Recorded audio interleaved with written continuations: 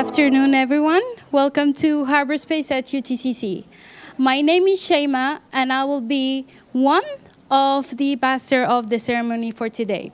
So I would love to welcome you today. Welcome, distinguished guests, esteemed faculty members, proud families, and friends coming here to join us today, and also all the families and friends watching this live from our live stream on YouTube. Hello, everyone. So, welcome to Harbour.Space graduation ceremony and demo day. Today, we gather not only just to celebrate the achievements of our graduates, but today marks the spirits of determination, innovation, and the community that makes Harbour.Space at UTCC. Harbour.Space. What is Harbour.Space for people who do not know about it? Harbour.Space is a state-of-the-art university. It's a university that comes with a unique style of teaching, bringing people from all over the world to share their expertise with our students that are also from all over the world. This year, it's a really big year. It's an amazing year. It fills me with so much pride to stand here today because over this year, we completed 15 modules, 15 different modules, and held 78 classes, and had the privilege to have 69 teachers from all over the world coming here on campus at Harbour.Space Bangkok campus. And as we begin this celebration tonight, let's celebrate the determination of our graduates that I see all of their beautiful faces here. Yes. Woo! And because every year we have a graduation theme. And from this point, I want to give a shout out to our student in Barcelona, Sarah, who designed this year's graduation theme. And because that's what we stand for. We stand for breaking boundaries. And this year, we're breaking boundaries and embracing challenges and the courage to dream big. So for those who do not know me, my name is Shema. I am from Morocco, and I am the head of marketing and admissions for Harbour.Space Bangkok campus.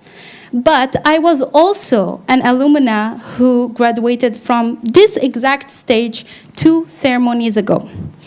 And because this year is extremely special, I thought, I really don't want to have the stage all by myself.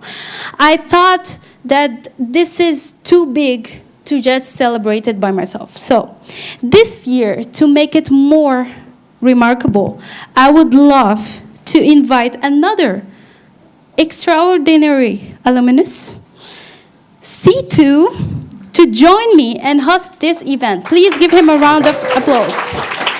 Sure. Welcome, C2. It's been a while that I haven't been on the stage. It's more like 1 year, right? Of course. Sawadeeทุกคน My name's C2 and I'm from Myanmar or Burma, and I'm also an alumnus of Harbour.Space University, and I'm currently now working for the Harbour.Space as the program coordinators for the short courses, and I'm pretty honoured to be here as your co-host. And let's get started about what we're about to celebrate. Let's get it. Okay. Let's get it. Do you want me to start talking about the agenda?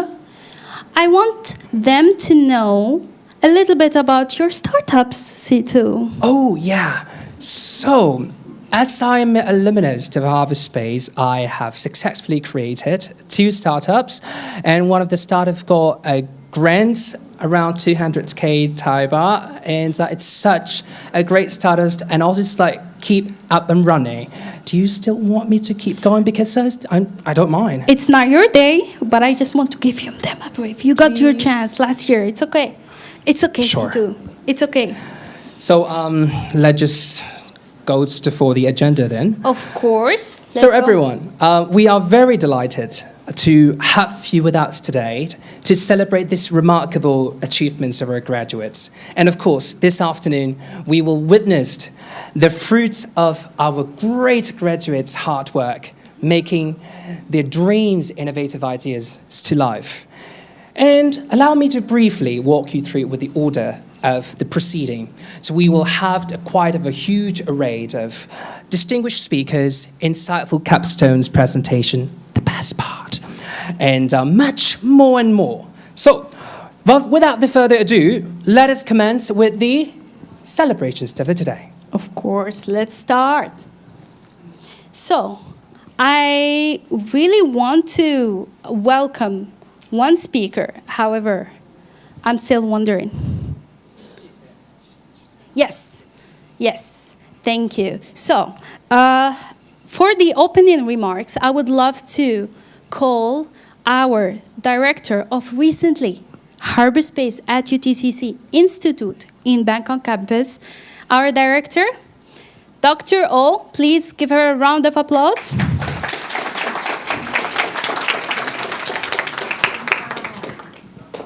Okay. สวัสดีค่ะ สวัสดีค่ะ Congratulations. So today is your day and you have finally did it and you are now the newly graduates of Harbour.Space at UTCC. We are very, very proud of you and I know you've been working very, very hard to get into this day and it's very excited as you see there are many important people that are here to witness your success from TCC, from UTCC, from people who start this institution, from companies that supported us. Everyone is here to see your success and please show them and make us proud again of how well you are. And you have your newbies coming in the back. They're also here to see PP, to see the offsprings of Harbour.Space at UTCC. So I really, really want to congratulate you and we have one more important person today. And she is a surprise. I want you to see her and listen carefully what she wants to give to you. Can I tell them about her or is it your part? Well, it's Itu's part. Okay, just tiny Save keyword. us some breath. Last week, she just got an award of Woman in Tech of Thailand, I guess. Sorry if I say it wrong. But she is a woman who is always in tech. And she always pushes for women to be in tech. And she was awarded this from TechSauce just last week. Okay, so without further ado, you want to introduce her properly? Of course. Okay,ค่ะ. So again, thank you very much, Dr. O. It is our distinct honor to introduce our next speaker, Ms. Patama Chaturak, the Country Managing Director of Accenture Thailand. So Ms., please give it a round of applause. Ms. Patama has been the beacons of leadership in the industries that we are most fortunate to have you here. Thank you very much. And if you are kind enough to be on the stage, thank you.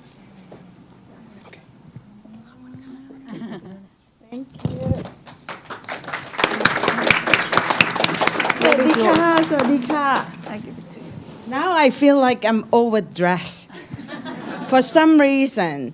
And the president, deans, and members of faculty, and the class of 2024, good afternoon. It is such a privilege to stand here before you go out to your beautiful journey. And I actually wrote this speech just for you. The fact that I've been in IT for the past 35 years.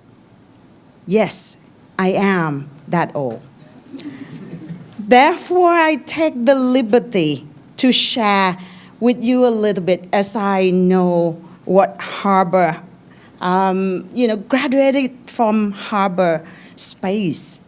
It's no small feat. It's a testament to your hard work, your dedication, and the dreams that you dare to pursue. So today you stand on the brink of an exciting new chapter. And as you prepare to embark on this journey, I just want to share with you a few thoughts that I hope will guide you as you step into the future.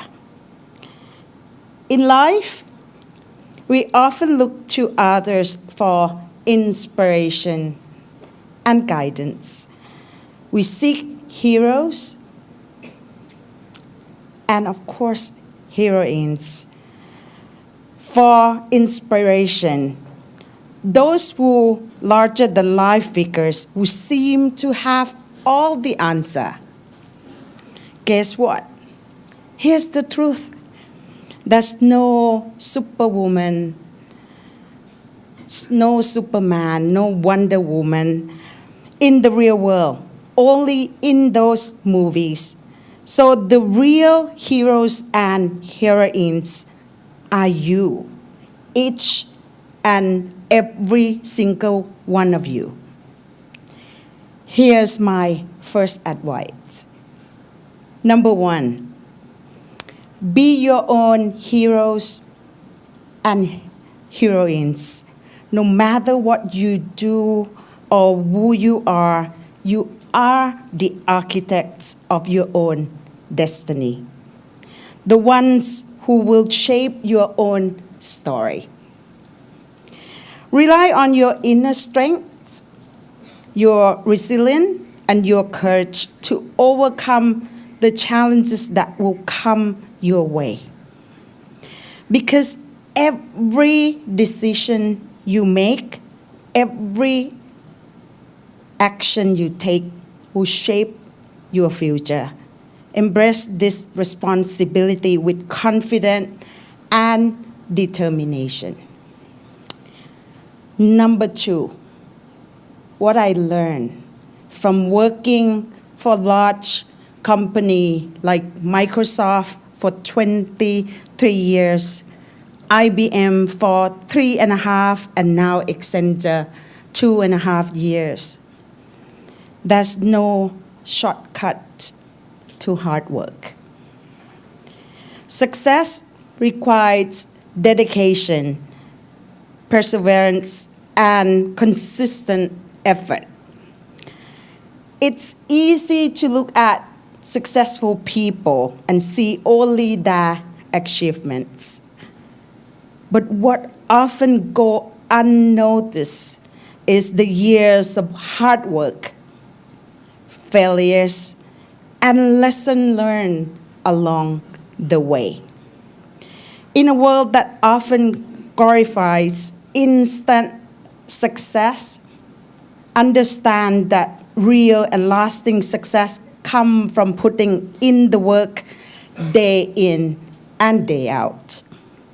Every challenge you face is an opportunity to grow, to learn, and to move closer to your goals. And trust me, the most rewarding accomplishments are those earned through perseverance. Lesson number 3, trust your own instinct. Follow your dreams with confidence and trust your inner voice. In a world filled with opinions, advice, distractions, it can be difficult to hear your own instincts. But it's important to develop the ability to listen to yourself, to trust that inner voice that guides you toward what really matters to you. Your instincts are often the product of your experience, values, and your passions. They are uniquely yours, and they will guide you toward paths that align with who you really are. Don't be afraid to take risks based on what you feel right to you. Right to you. And it's your life, your journey, and your dreams. Others may not always understand your choices. Trust me. And that's okay, because what important is that you are true to yourself, that you pursue what set your soul on fire. My advice number 4, do or do not. Do or do not. That's no try. Always give your best effort. There's no excuse for not trying. When you decide to pursue something, go all in. Go all in. When you decide to go all in, you'll be successful. The difference between those who achieve their goals and those who don't is often the level of commitment. If you're going to do something, do it with everything you got. Push yourself beyond your comfort zone and embrace the challenges. The world you're going to face is never be normal. At the end, it's not about whether you succeed or fail. It's about the effort you put in, the persistence you show, and the lesson you learn along the way. Last but not least, what I learned throughout my years is that at the end of the day, relationship matters. So I urge you to build relationship and networks. Your journey has just begun. So continue to build and nurture relationship with mentor, your peers, and your colleagues. Each person you meet has something to offer. You may not like them, but trust me, they have something to offer. Whether that knowledge, the support, or the new perspective. Relationships are not just about networking for opportunities. They're about building a community of people who inspire and challenge you, who will be there to support you through both the successes or even the setbacks. You don't achieve greatness alone. It's the people around you who will help you reach your fullest potential. Here I am, right? As you leave Harbour.Space and step into the world beyond, remember those 5 points? I had a lot, but I thought those 5 are the most important ones, at least as I look back. I wish I had somebody told me before, especially the last one, right? So the world really needs all of you. So go out there, be bold, be brave, and remember that you have everything you need to be successful. So congratulations, graduates, and welcome to the beginning of the rest of your incredible journey. Thank you. Thank you very, very much. Thank you. This was, everyone, the Tech Woman of the Year and the Business Woman of the Year. Please give her another round of applause. And because this is so special for us to have you here, I would love to invite some graduates to take a picture with you, just to have it. Take a picture with them. Yes, of course. Yeah, and then Both, yes, they are the stars. I can't do selfie because I'm the old generation. But Of course. somebody can do it with me. Of course, Yes, of course. I would love that. Yeah. I love that.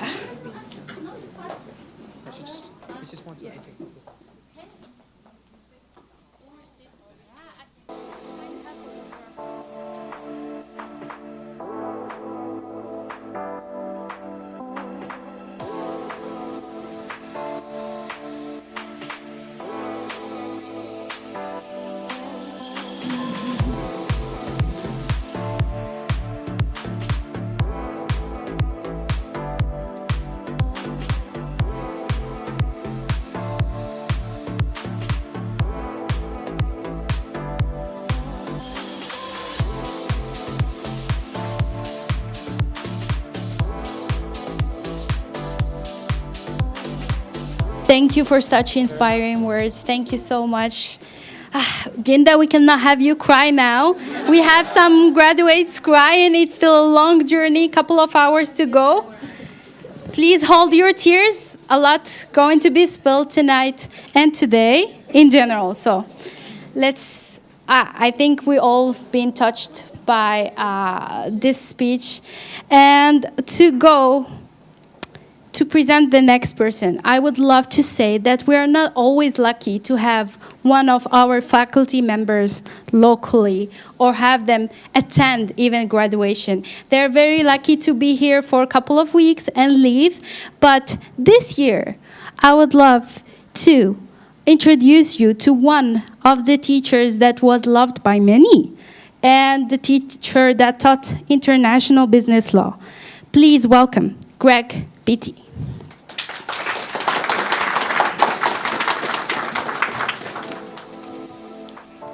Thank you. I had the pleasure of teaching some of the graduates this last year, and it was truly a pleasure. This is a great university. My meeting with the other teachers here, incredible. This is an incredible institution. I was only able to accept this speaking engagement yesterday, so I was only able to write what I'm going to say this morning. Now, the good news is, it's not written by ChatGPT, okay? And as proof, it's on paper. So it's not even on tablet, all right? I'm the old-fashioned guy, it's on paper. I don't have any advice, but I do have some thoughts. And here are my thoughts. As graduates from Harbour.Space, you have the potential to create or to do the next big thing. I believe that there are two indicators that will determine your future. The first is your aptitude. As graduates today, you have demonstrated aptitude, but that's only half of what you will need. The second indicator is your attitude. And by attitude, I mean what motivates you. Strangely, very few people know what motivates them. And people without motivation tend to be followers. Following is easy. And when you are motivated, you're able to think creatively. And that's meaning a willingness to be different. That takes bravery. That takes leadership.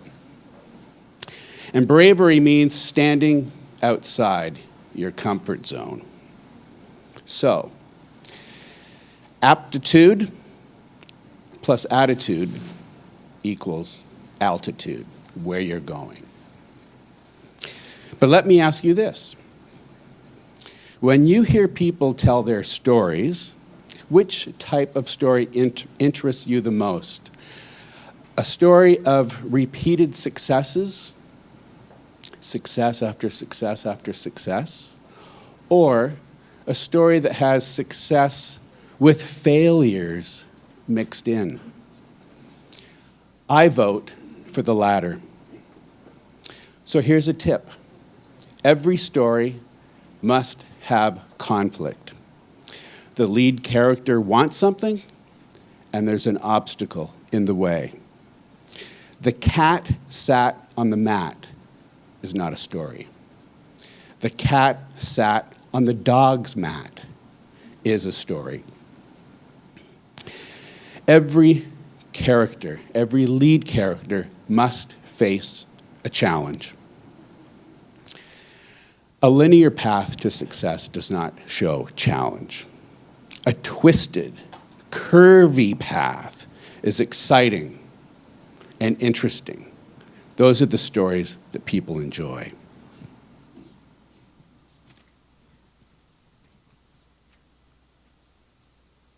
So, great stories are about people who dare to do something different.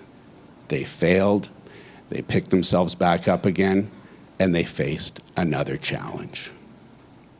So what will be your story? Will it be a story of perseverance and overcoming obstacles? Because life is like a grindstone.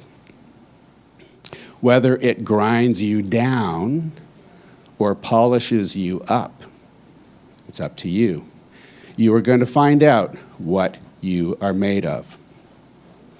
The story is always about the trying.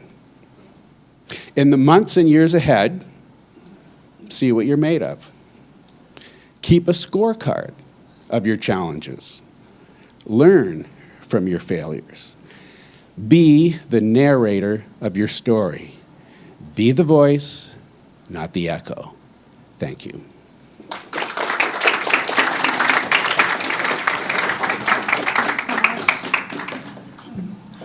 Thank you very much, Mr. Beatty. It's such a wonderful... C2 is saying such a wonderful, yes?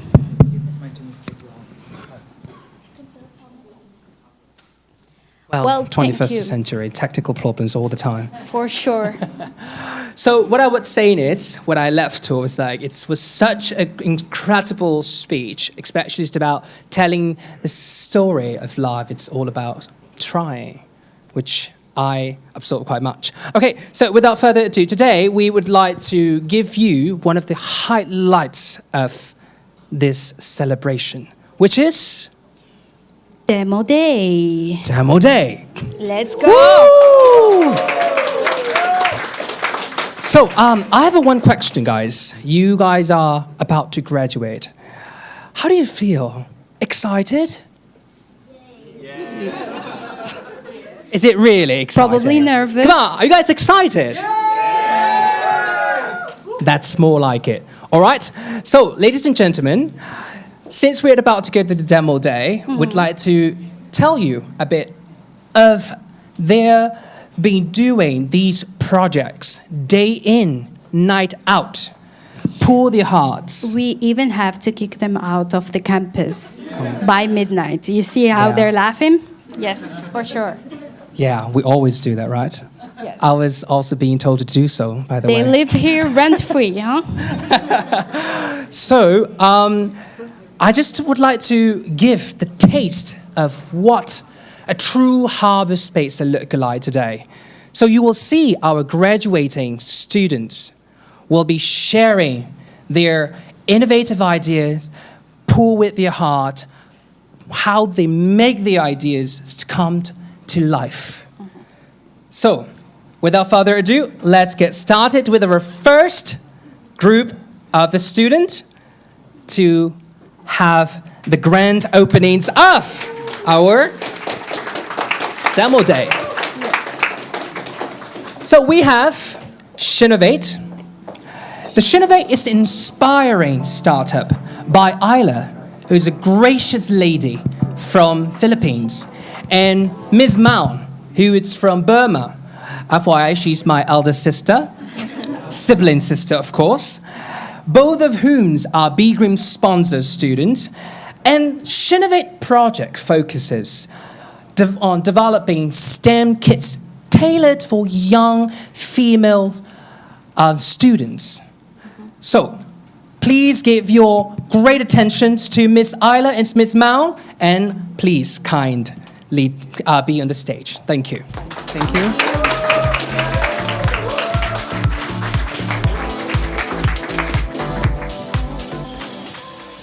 Good afternoon, everyone, and ladies and gentlemen.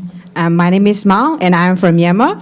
And I am Ayla, and I am from the Philippines. And we are both graduating students from the Master of High-Tech Entrepreneurship here at Harbour.Space.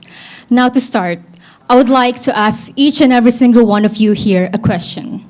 Have you in your life ever felt like you don't belong somewhere? This is what countless of young girls feel and struggle with every day.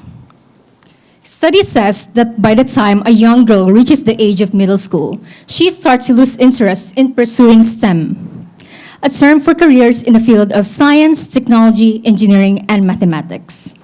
As engineers, I, a biomedical engineer, and my co-founder Mao, a civil engineer, we have both faced these challenges firsthand, which is why we created Shinovate.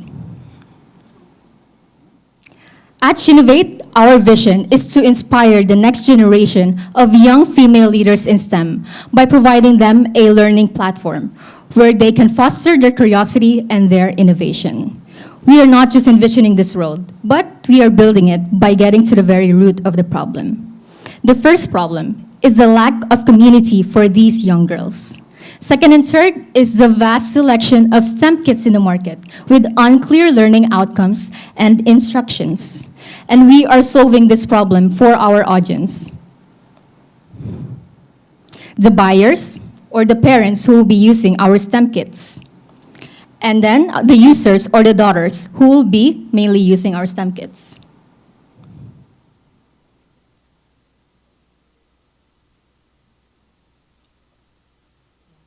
Technical problems. Again. Sorry, technical problems. It's okay. So this is our audience. So now I would like you to meet our user persona, Nisha.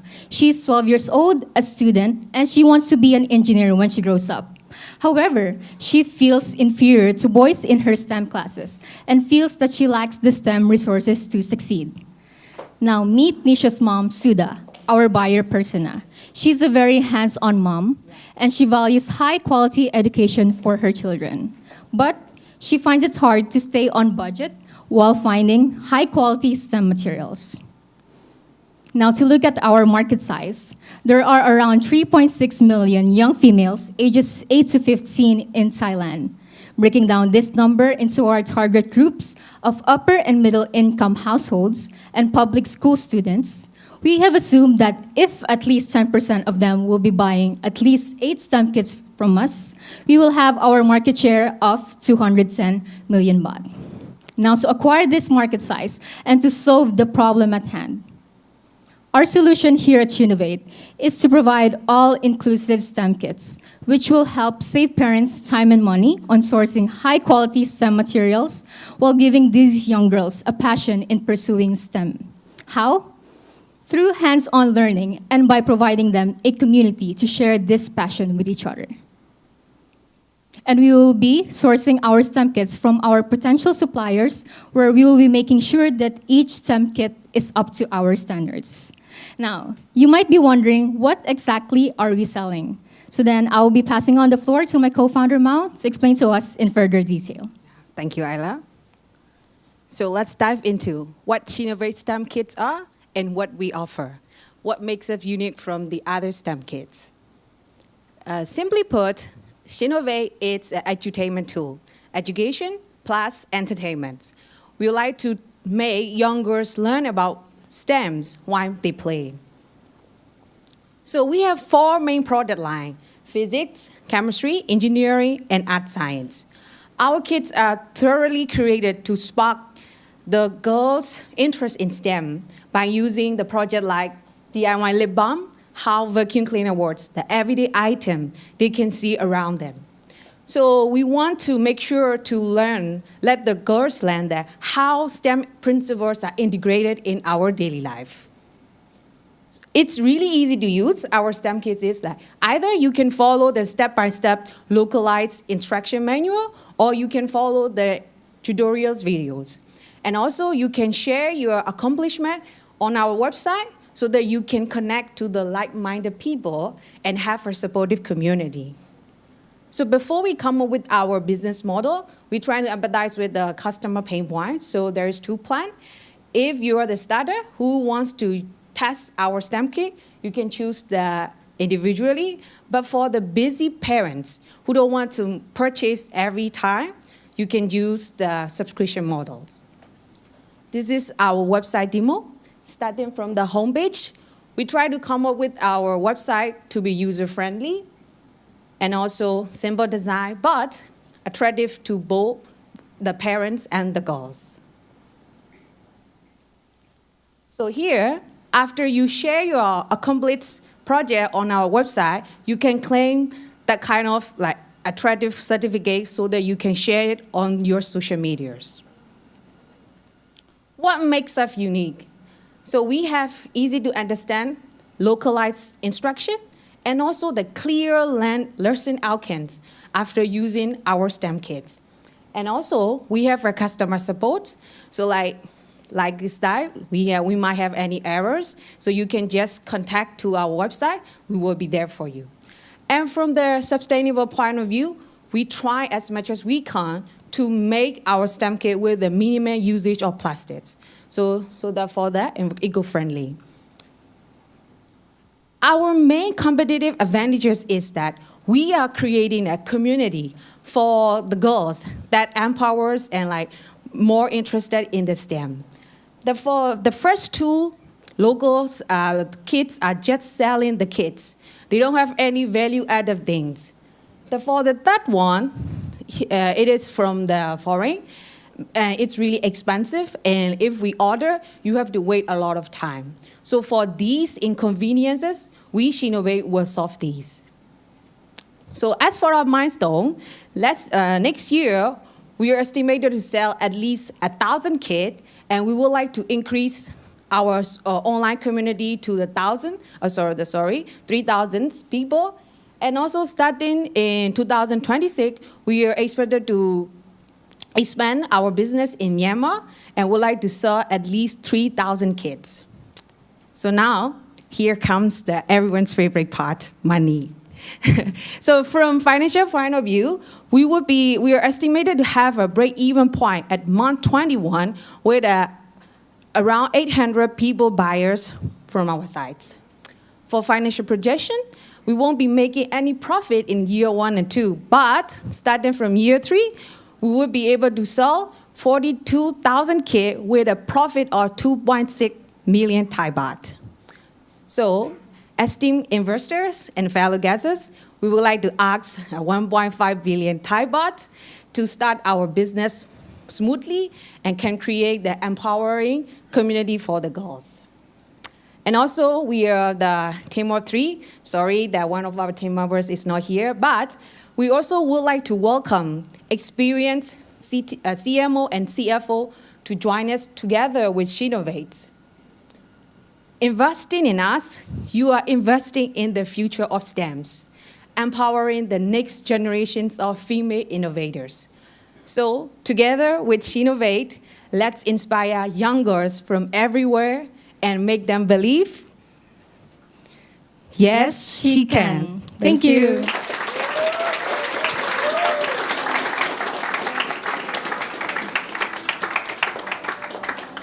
You want?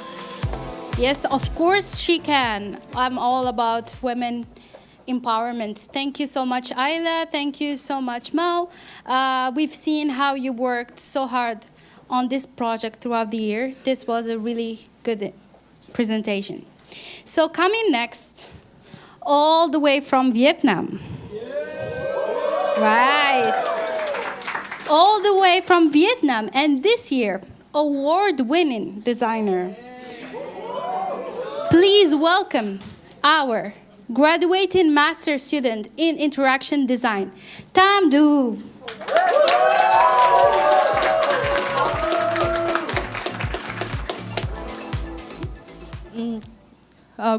Good afternoon, everyone. Our honorable guest, my fellow friends and my family there, and also my friends from Vietnam who's watching online. My name is Tam. I'm from Vietnam, and I'm about to graduate in interaction design with a master degree. And I'm also a person who is interested in UX UI design, and I'm also a brand enthusiast, and I'm also interested in photography. And it was a big pleasure for me to stand here and present my design portfolio today, which I've been building from scratch and put a lot of effort there. It is now live on the website, but this is the demo that I can show it smoothly for you here today. So let's start with the art direction that runs through my homepage. I placed the eye in the center of the design to represent two key factors that I believe that is crucial for me as a designer. The first is the visual taste, and the second is observation. As our teacher always told us to observe around everything that's happening and to collect it as our idea and design library. So when it's come to the typography, the bold type that I've been choosing here is to reflect my design approach. I believe that design should be impactful and memorable. That's why I always try to create something that stands out. And when it's come to interaction, as we hover in each instant of my name, the background will change according to the project or the artwork, and also it's a sneak peek for the next section. And the graphic inside the eyes also change according to the type of project that's being showcased. So let's move to the next section, which is the project section, where I push some highlighted project from Harbour.Space and also from my client project. The bone type continues here to maintain the consistency in the art direction over on the homepage. I also, sorry.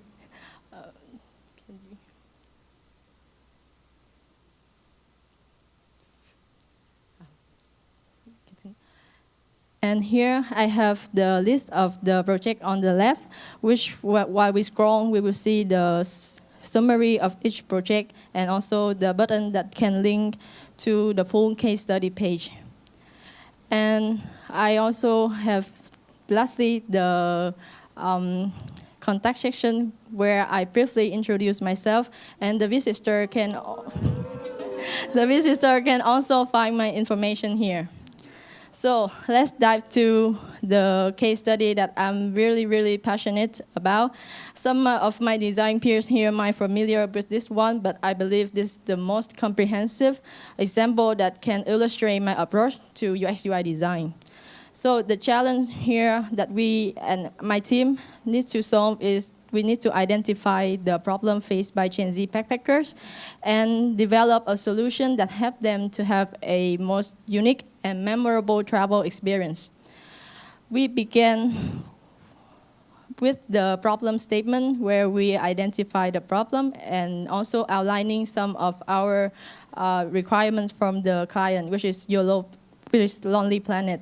It's the travel publication that now needs to have an innovative app to approach to Gen Z backpackers. With that, we identify our opportunity in the ecosystem map to find our space that we can develop in. And from there, we come up with the concept of YOLO Planet, a mobile app that's designed for Gen Z backpackers to get off the beaten path by offering daily challenge. The daily challenge is the same all over the world, where the user can compete with their friend from different continents. They can also post photo. They can also earn badges and be encouraged to explore more while traveling. So after came up with the concept, we dive deeper into research that have to strengthen our concept, including the competitor analysis, and also we talked deeply to Gen Z backpacker to gain deeper insight of their need.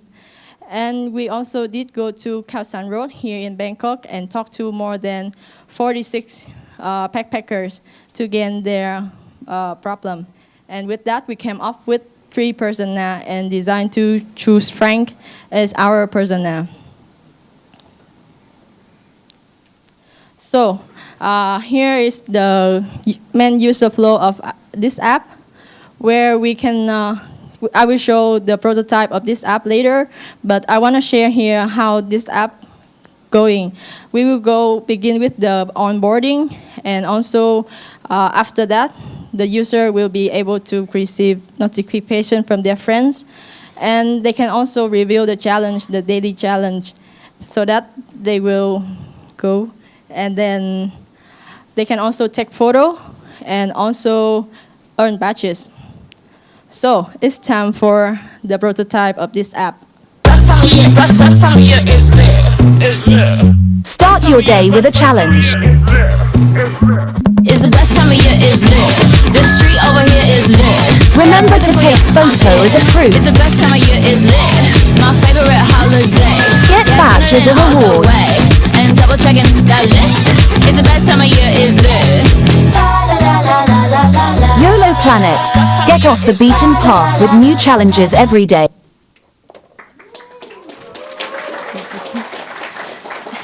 And I also want to share a bit about the art direction of this app. As this one is for Gen Z backpacker, I try to find some font that is both sharp and rounded to represent for the flexibility of Gen Z, and with the useful color together with the tailor icon that can represent for the energy of Gen Z backpackers. And here is the structure as well as the side map of this app. And I'm also proud to share that this project got selected in ADC Young Potential 2024 in Barcelona 3 months ago. When I was in the exchange program to Barcelona campus. And this event was the showcase that we will present the project that chosen from our portfolio in front of the design studio and agency in Europe. And this was an incredible opportunity for me to learn from other creatives from all over the Europe. And last but not least, I want to thank you to my team, for Lin, Team, and Tewa for being with me from this project. And I also thought that it's very crucial for teamwork as a UX UI designer. And without them, this project wouldn't have been possible. And lastly, I want to show my great gratitude to this amazing journey here in Harbour.Space, because when being asked by Jima who I was and who I am before and after Harbour.Space, I realized that I gained a lot of confidence and also design perspective from my teacher and my friend, because I got to a chance to expose to a lot of different cultures and different design methodologies from all people here. And I also want to thank to my two biggest support system, one from Vietnam and from my family and friend, and one is from the home community in Harbour.Space, who is my international support system. Without them, I will not be able to stand here and present to all the people here today. So thank you, and here's the QR code that I'm open to opportunity. Stay. Thank you so much, Tamdu. Where's your family? Call them. Mom and Dad. Hello, Mom and Dad. I'm sure that they are proud of you today. And your friends from Vietnam, yes. Okay, thank you so much, Tam. Thank you for this wonderful portfolio and also for presenting a project that you worked on alongside other friends here at Harbour.Space. So, talking about design, I want to tell you something special, because I know that there are a lot of graduates from design today. There was one memorable class, and it was your very first design class of the year. So this person, yes, wanted to share. Who's this person? This is Connie Louis. She's our teacher teaching branding here. And she's also the creative director of Yummy Colors from New York. So she really wants to send you a couple of words, and let's hear them out.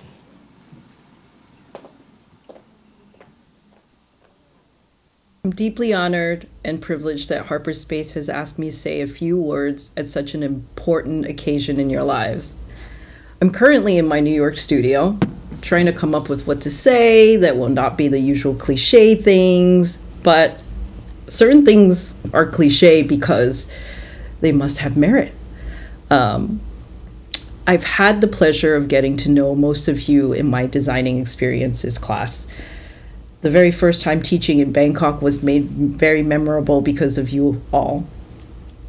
Many of you did not know what to expect at first, and many of you were probably scared and intimidated by the intensity and workload, not only in my class, but in all of your classes at Harbour.Space.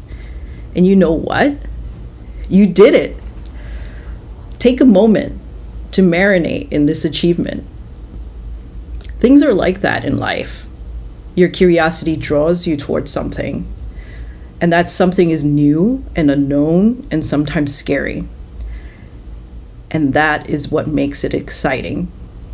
Whether the experience is good or bad, you will gain from it. Try everything once. Well, not everything.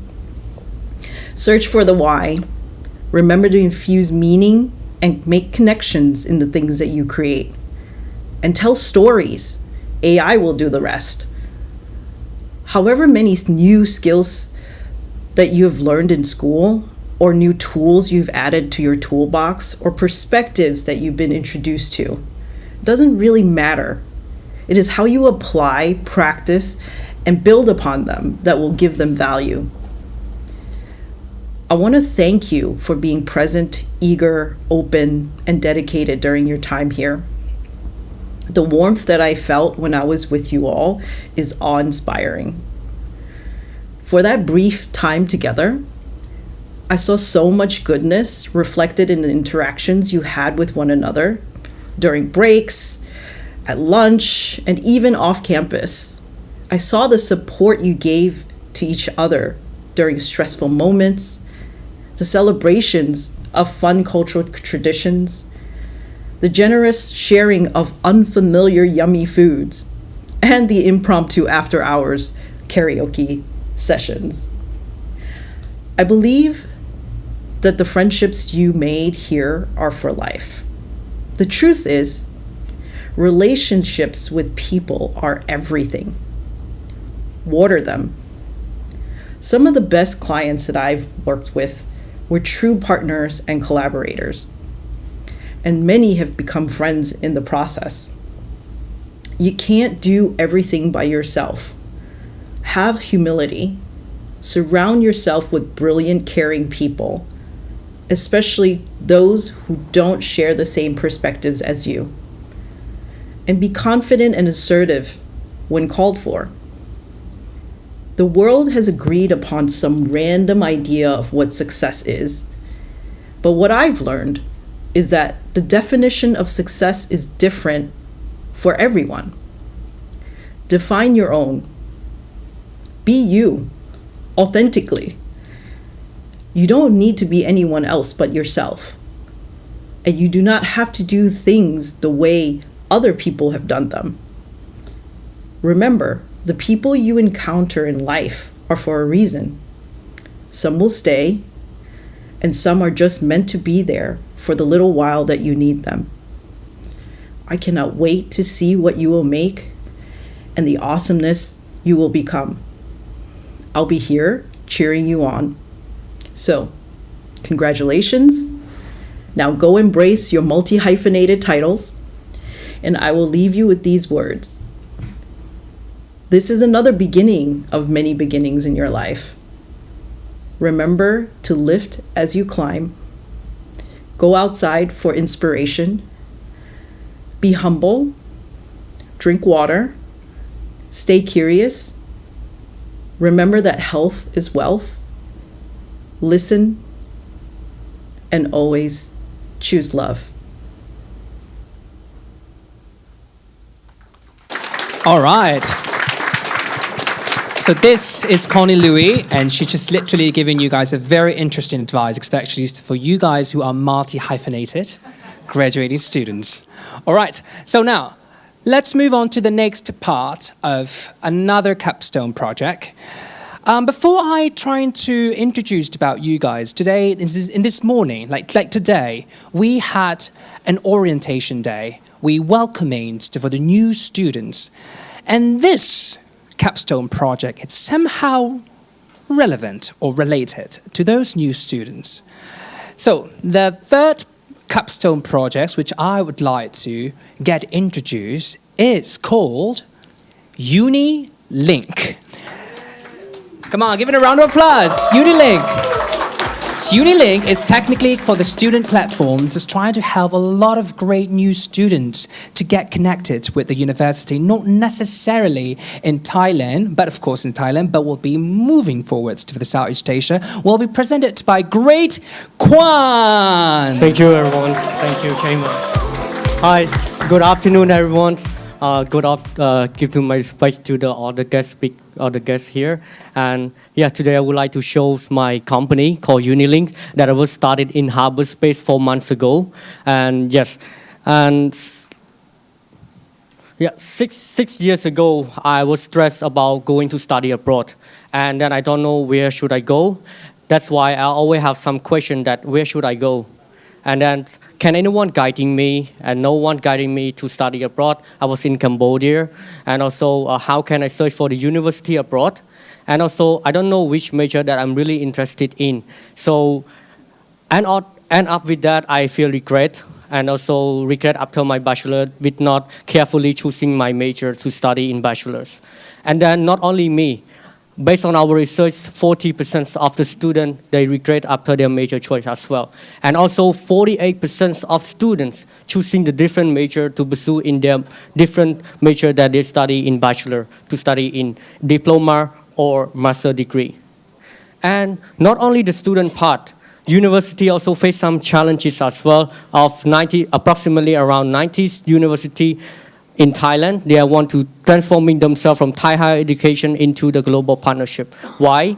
Because they want to attract globally talented students into the country and also fosters cultural exchange and enhance academic reputation and also better prepare students for the globalized workforce.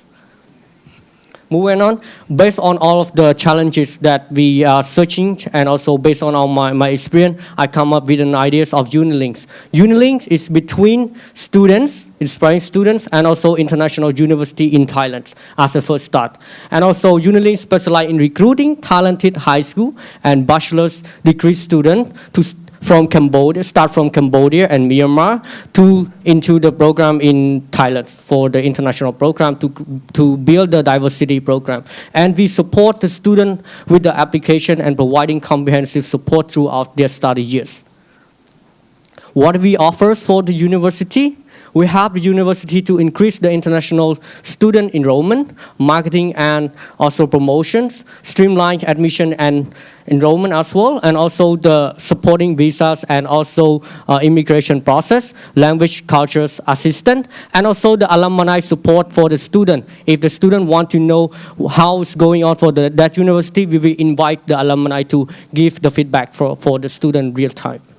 And what do we have the students? So based on my experience, I was struggling a lot of finding the university. So I want to have the free consultation for the students. And also we provide with the admission guidance, visa guidance for the student. And we offer the care package for the student when they coming to Thailand as well. And another important thing is student in the emergency time, we have 24 out of 7 to support students when they study in Bangkok. And 4 months, we achieve our achievement like 13 university doing collaboration with us, and Harbour.Space is one of our partners as well, and we bring about 23 students to our partnership right now. I think our student right now in Harbour.Space is approximately 15 students in here for August intake. And also we have another more than 20 student inquiry since July 2024 looking for January intake as well. And this is our partnership in Thailand and also some university in Malaysia. And also here's our student testimonials that some of our students is here already. And also we are target with Myanmar and Cambodia as the first start because both of us are from Cambodia and Myanmar, not based on our experience. We also do some research as well before we starting business. So approximately 2.2 million students graduate from high school and also from bachelor degree.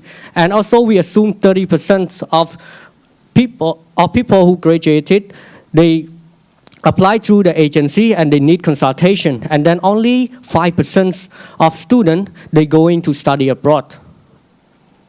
And we have our objective as well to get 1,000 of students doing one-on-one consultation for the marketing and sales strategy to obtain 400 leads, get achieve of 200 enrolled students for every year.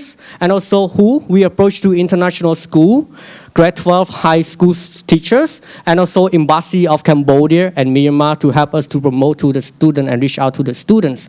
And based on the strategy of doing digital marketing that we have learned in Harbour.Space, and also a referral program, build of our networking event, online forum and webinar, and also the education fair and university fair as well.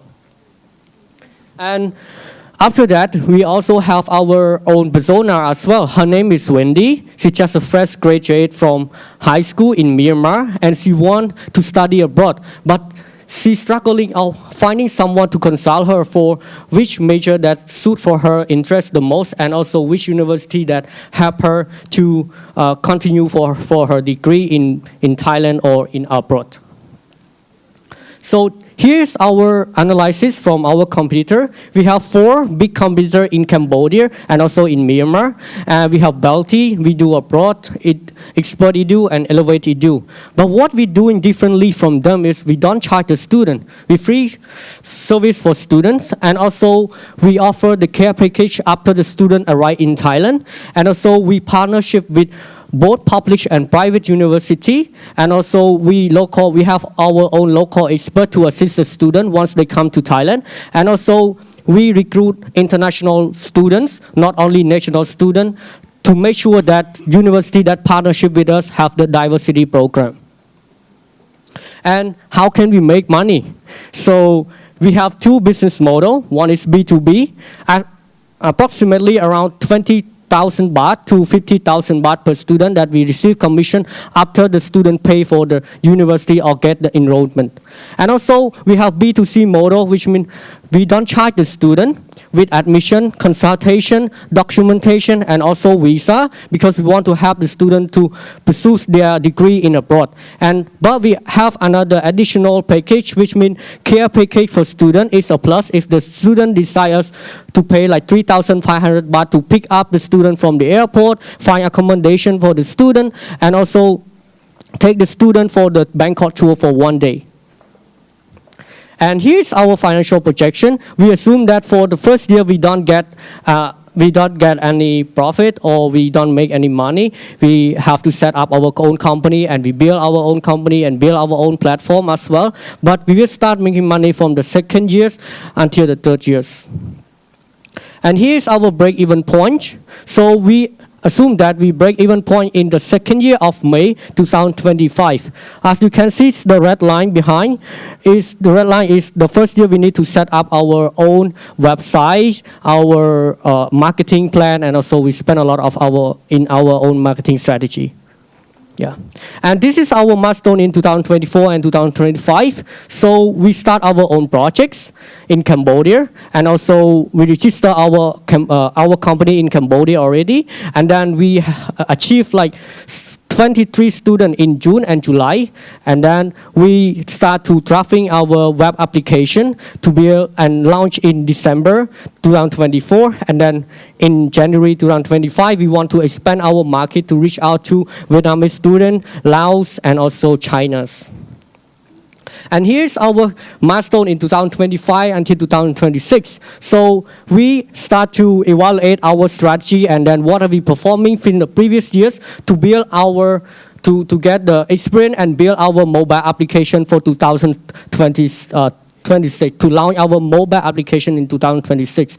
And then we will expand our market in June 2025 in Philippines, Brunei, and also Indonesia. We have our connection there. Here's our co-founder. I have Cao. He have experience of admissions, and he working with the university in Thailand before, so he know how the admission process, and also he have a lot of network outside of Thailand as well, so we can expand the market there. And me as the chef operation, I have 5 years experience of helping students in Thailand, and also I'm working closely with the embassy of Cambodia as the representative of UTCC since the previous 4 years, and also helping a lot of students from Cambodia. And behind of this, I want to appreciate to my team that behind of us, they are great people. Even they're here as well right now. They help us a lot to build Unilink just for 4 months and achieve this accomplishment so far. And we're moving on and we expand our company to be more successful and then help contribute to each of them. And also we want to help every student in Cambodia or in Myanmar or in Southeast Asia to have a greater job and better futures. So that's why I'm standing here to request and raising funding 600,000 baht in order to scale our company, to spend for the web application, and also we're doing the marketing 38.1%, and the rest will be operation and team member. So in order to build this, it's like we need the investment to build our application and then run the business smoothly. Right now, we can run the business, but it's still in the growth stage. So it's a little bit hard for us to push faster than this. So this is our company registration in Cambodia, and we have our office as well in Cambodia as well. And also this is our Facebook page. And also this is what we are doing, the promoting the university, and then we have guidance from design and also the teacher from Harbour.Space. And also this is the web phase 1 that we are going to build for the web application, and also the mobile application, just a wireframe for traffic. And also and as you see, like when the student, this is our web application. So when the student read more and see the information of university, they can add to the wish list, and then student can click the university that they add to the wish list, and then do the comparison which one that it will be their interest the most. So they can choose, and then they choose carefully of study in abroad. Yeah. And thank you so much. Here's our Moscow. It's a space. I'm from Unilinks, and also we are Unilinks to empowering students and connecting futures. In the right side is our QR code of MVP for our website that we are working right now. And if you want to contact us or any inquiry in the future, you can contact us by email in info@unilink.co. And thank you so much. And the last word, I want to say that I really like the experience in Harbour.Space, that I really appreciate everyone, each of my friends. Even I've been here, I start up, I fail, and then I come back again, I make the new startup. And thank you for all of the contributions from my friends and also my teachers, professor in here, and everyone in Harbour.Space. Thank you so much. Thank you so much. Thank you so much, Kwan. Stay. So I just want to say also on the behalf of Harbour.Space at UTCC, thank you so much for getting us a lot of students this year. I know that a lot of students from this morning are here because of you and because of your recommendations. And every time you come to the office and you ask, okay, there are 4 people, they ask for this and they want to join this program. We're really grateful. And we love that we are our very first partner with Unilinks and also your previous startup. And what you said is really inspiring, because you got to fail here, and you got to stand up again and start over and have this success even before graduating. So give him another round of applause. Thank you, Ka. Thank you. Thank you. Now, after we've done with another capstone, it's time for the marketing portfolios again. So this time, I'd like to introduce a beautiful, a gracious lady, and a girl, of course. She is a great digital marketer and also an influencer. And who are We are honored to have Yeah, her. we are very, very honored to have her on this very stage. So I would like to welcome Miss Jinda.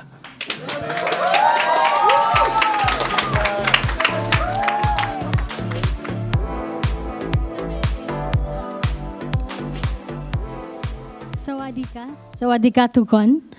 Good afternoon, everybody. I am Jinda, and I will be presenting my marketing portfolio and the story of my personal brand as a content creator.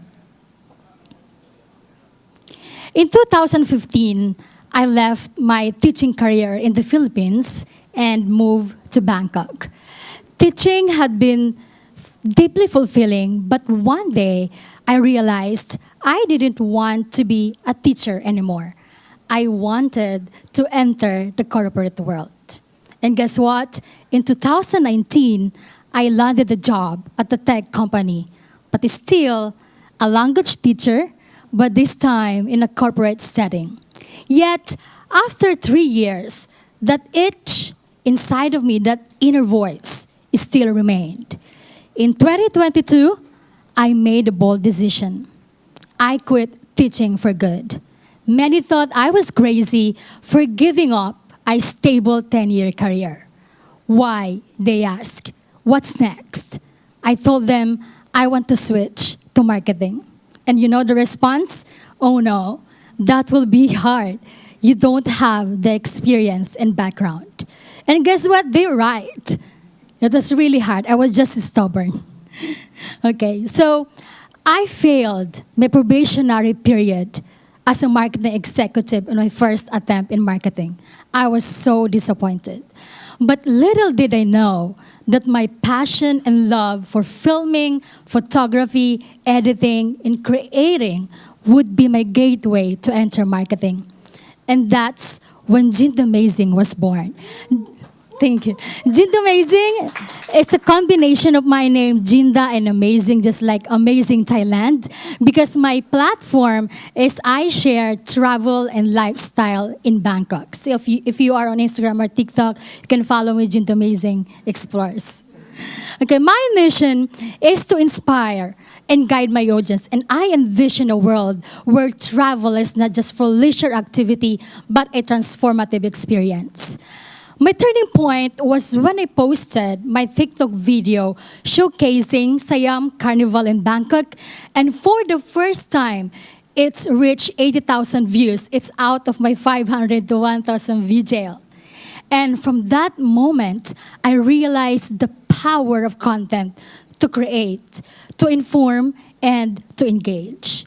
So from then on, I continued the momentum. So from January 2023 to up to date, I increased my follower from 3,884 to 73,400. And when I enrolled in Harbour.Space, it helped me to understand better what content marketing is and helped me to build my personal brand and help me to sell myself better as a brand. So the goal is to make Jinda Amazing as a trusted and influential voice, increasing brand collaborations with reputable brands. And I did my SWOT analysis to understand my position.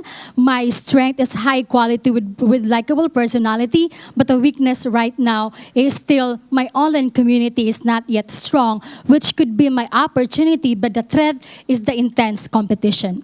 I lean on to my brand purpose, which is sharing unique experiences in Bangkok, and I position my brand as a trusted storyteller. Showing also the brand personality, friendly, explorative, and also fun, it will help create emotional connection with viewers. My visual identity, Jinda Amazing, the letter G there, the curve, it symbolizes path and journey. And it also develop a color palette that will increase more of my target audience, which is women. Understanding my competitor will help me to see what are my strengths and my weaknesses among other competitors, and also where I stand from the rest of micro to macro influencers when it regards to the followers and also the engagement. I need to understand also my target audience. So I focus on 3 target personas. All of them, they love to travel and they are my classmates when I interviewed them. So the first one is the lifestyle seeker who's very curious in learning the day-to-day activities of an influencer. The travel creator who likes to seek unique recommendations and also top-notch quality content. And lastly, the visual enthusiast, because she is a designer, who is drawn into aesthetic content and also authentic content. I did my interview for consumer behavior and I gathered the key findings why people love to travel and also the keywords that I get and will help me also to understand the keywords for SEO and the preferred content. And I map their journey from discovering my channel, and then they will trust my content, and then eventually they will be an active follower and collaborate with me, and finally be a super fan. And in these stages corresponds the actions and the touch points. This is my marketing funnel for my marketing growth plan. At the tofu, top of the funnel, I aim to increase my followers. And the middle is to increase my website traffic and email list from 0, because it's still a baby, to 100. And ultimately, at the end, is to secure 10 paid collaborations by the end of 2024. And by that, I set the right strategies, the tactics, and also the KPIs for each goals. My tactic 1 is the platform-specific content. It's like tailoring the best content to the ideal platform. Activating system 1 and activating system 2 in marketing is very important, which means system 1 help me to create a content that will connect to the audience emotionally, and activating system 2 is like creating content that will providing more details, providing more information, and educating the audience. It's important for me to analyze and measure my content in order for me to apply what works best when it comes to my videos. And also, to expand my reach, the collaborations with other influencers, Thai influencer, and also expats here in Bangkok. And also expanding my reach through other media channels and also PR. Nurturing my audience through giveaways and contests. And also optimizing my website through SEO on all pages to rank on Google. Writing blogs in order for me to increase my website visibility. And also, I can offer free resources to my viewers as lead magnets to increase website visibility and contact list. And also preparing a professional media kit that includes my statistics and also my rates. So whenever a brand collaborates with me, I can provide it with them. And highlighting on my websites the testimonials, what brands say about me, and the brands that I have worked with. So all of this I learned from Harbour.Space. And I am proud to say that from January 2023 to July 2024, I secured 45 brand collaborations with a total value of 410,900 baht.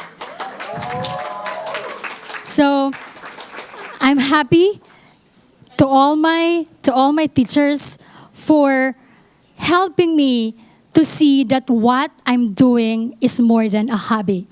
It's a business. So one thing that I learned from this journey is that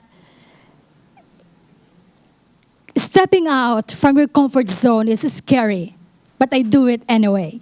And you can do it anyway. And there's no failure when you try. Thank you so much. So if you need someone to put magic on your social media and content marketing, you can contact me. Thank you. Thank you so much, Jinda. Well, it's been a while that we know each other, and also that you've been, proving day in, day out every time. And again, thank you very much for sharing your best marketing portfolios. All right. So, after we have finished about 2 capstone presentation and a marketing portfolio, it's now time to talk about a case study. But before, did you know, C2, this is, ever since we started here, it means 3 years, right? Yes. This is our very first bachelors graduating this year. That means they've been here for 3 years. Yes. And this is the first time we will get a capstone from a bachelor student. Wow, a capstone from the bachelor student. Okay, so let's try to give you a story behind which is related for this capstone. Last year, like personally, I was driving to Ayutthaya and I was fined because I was speeding. And they were tracking with my Thai car license plate. I was so sad, okay, how did it happen? So this capstone will be, this case study will be typically trying to focus about a system that's accurately reads Thai license plates for parking and the security service management. In order for this case to be conducted, I would like to welcome one of the best talents of our great students from Bachelor's Program, Mr. Wei.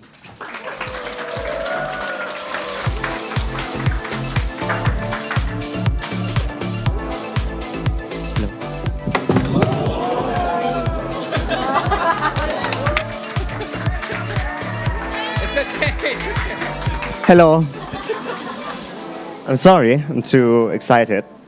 Yeah. So let's test. Okay. Okay. So good afternoon, everyone. So my name is Wei. I'm just a little bit hurt, but that's never mind. So I'm a third-year data science student here at Harbour.Space UTCC, and yeah, my capstone title is the license plate recognition for the Thai vehicle for visitor management system. This work is in collaboration with the Sky ICT Public Company Limited. So let's talk about Sky ICT. Sky ICT is a company that focused on the facility management, security management, and building the apps that you can see in the airport of Thailand, like Suvarnabhumi or Don Mueang International Airport. And they make the dashboard, security dashboard as well. But for me, I focus it on the security management and facility management. So my work is the LPR, the license plate recognition system, right? So why license plate recognition system? So you can see that, as C2 said, as C2 mentioned, that you will be charged if you speed too much, right, in the highway, and that is one of the application of the license plate recognition. The tollway collection as well, the security management, and the parking lot management. So you can utilize it in anywhere, especially in the building, in the villages, or in the highway, right? The problem is, as you can see, the Thai license plate, there are two lines of the license plate, right? And it consists of the character, the digit number, and the province. More than that, the alphabets, Thai alphabets, are hard to distinguish. For example, here, Khor Khai and Chao Chang, here, right? For Thai people, it's easy to distinguish. But for foreigners, are you be able to tell which one is which? Khor Khai and Chao Chang? No, right? It's hard. It's very hard. Moreover, you can see that for license plate, there are several backgrounds colors as well, like white, like red for new vehicle, green, and yellow. And all of this, I have to build the recognition system that the inference time, sorry for small text, not more than 3 seconds for the whole system. Let's imagine if the license plate recognition requires more than 3 seconds. You have to park in the parking lots, and then 3 seconds, 4 seconds, 5 seconds, then the gate will be open. It's very annoying, right? So that's my constraint. The data set that I have consists of 12K images, 12,000 images of the license plate in the traffic scenes, in the building, in the parking lots, and in the traffic as well. And some of the images consist of more than one license plate and more than one kind of the background's colors as well. let's talk about how I accomplish it. Firstly, you have the raw images over here, right? The raw image of the car, the whole car, and then I use the detection model, which is the YOLO V8. Let's call it YOLO V8. And then you have the crop image over here, right? You crop it, another detection model, and you got the character detection over here. Like you have the digits, you have the character, and you have the province. Each character will be cropped and then pre-processed, augmented, get ready for training.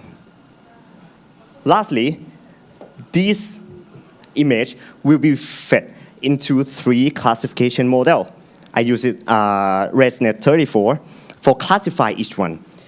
For example, like number 1 over here, the computer doesn't know what is it. It's just the image. It's not a text, right? It's not a number 1. It's just the image that has like this. So you need the classification model to classify each character. And then you finally got the result over there. So for the detection model, of course, as I mentioned, we have the license plate detection and the character detections. I will scare you a little bit. I'm sorry. Here. So this is the objective function. Yeah. Simply, we need to minimize the value of this. It's a loss function. We have to minimize it, minimize the loss. Actually, if the lower this value gets, the better the model performs. All right, you get the idea, right? the value these values get, the better the model performs. Another one is the classification model. We have the Thai character, digit classifier, and the province classifier. For Thai character, actually we have 44 alphabets, right? 44, yes, 44. But for license plate, we have only 37 classes, right? But this one, province, we have 77 provinces in Thailand, and we have to classify it correctly. Yeah, that's a hard part. And this one again, once more, we have to minimize. The lower it gets, the better the model performs. Just that, simply. And here's the result. The detection model, you can see that the model is quite confident with the detections, right? And for the black graph, black line, the loss, as I said, it needs to be minimized, and it goes down. And in contrast, the blue line is the metrics to perform whether the model is good or not. It increases when the time passes. Starting from 0.79 to 0.88. Yeah, this is good enough for the detection, but there are some scenarios that the model cannot detect, like the dark image too dark or too blurry. Second model, character classification. This one is a very good model for me, right? For the accuracy begins with only 45%, but when the time passes, it's achieved 99.5% accuracy. So this is the Thai character classification. The last one is the province classification. Left one is the loss. The loss comes down, yeah. Whereas the accuracy comes up to be 82%. This one, for me, it's relatively lower than the previous one, right? Previous one is 99.5%. This one is only 82%. This is because the abundance of the dataset that I have. This dataset is captured over in the area of Bangkok, right? So we have Bangkok, we have Nonthaburi, we have the province that is near Bangkok, but not in the northern part or the southern part. So we have to collect more data to be more abundant, right? For the overall pipeline, you capture the image, you got the number, the province in text that can be used. For overall, 0.88 for the detection, 99.5% accuracy, character classification, and 82% for the province classification. Remember that I have a constraint, right? That it needs to not be more than 3 seconds for the inference time. I achieved only 250 milliseconds, which is 12 times lower than the amount of time that I require to achieve. So, in conclusion, of course, you can utilize this license plate recognition to in the parking lot system, tollway collection, security management, facility management, and so on. This is made it beneficial, especially in Thailand. This concludes my capstone project over 3 years. Thank you. ขอบคุณครับ Thank you very much, Wei. I hope you're feeling fine. You did great. Very fine. Thank you. Can you stay for just a couple of seconds? I just want to also say thank you for Wei. Over the past 3 years, Wei has been not only important for in his company, in the classroom, but also to our Harbour.Space team. He contributed a lot, and he also is the CEO of Leagues of Code. Thank you. Leagues of Code, which is a project manager. Yes, project manager, owner, CEO, teacher, influencer, everything for Leagues of Code. And they have an upcoming summer camp, right? AI camp, yes. Yes, please tell them a little bit about it. Okay, so this is your platform to promote. Okay, thank you, Shema. So sure. Every year we organize a camp, coding camp, twice each year. In April and in October. So the upcoming camp, you can join the AI camp focusing on building AI, or we include the beginners level as well for Python, C++, and web development. Just that. It's in Thai, right? It's in Thai, yes. Yes. So if you have any Thai friends or your kids who are interested in AI, you can make them interested since maybe beginners level yes, as well. Very beginners level. Thank you, Thank you so much, Wei. Thank you. ขอบคุณครับ Yes, and staying in the tech sphere, this I have a couple of words from another teacher who is Wei's teacher and other tech student teachers. He taught algorithms and data structure, and because of his classes and other classes, Wei could really improve his project and help his company do better. So I will present this few words by Ivan Solomaten, who is the leading engineer at Samsung R&D Institute from Russia. Please, let's give him a round of applause. Greetings, Bangkok. Greetings, Harbour.Space. Greetings from Moscow. I am Ivan. I am teacher on algorithms and data structures in Harbour.Space. Currently, I am at MIPT, Moscow Institute of Physics and Technology.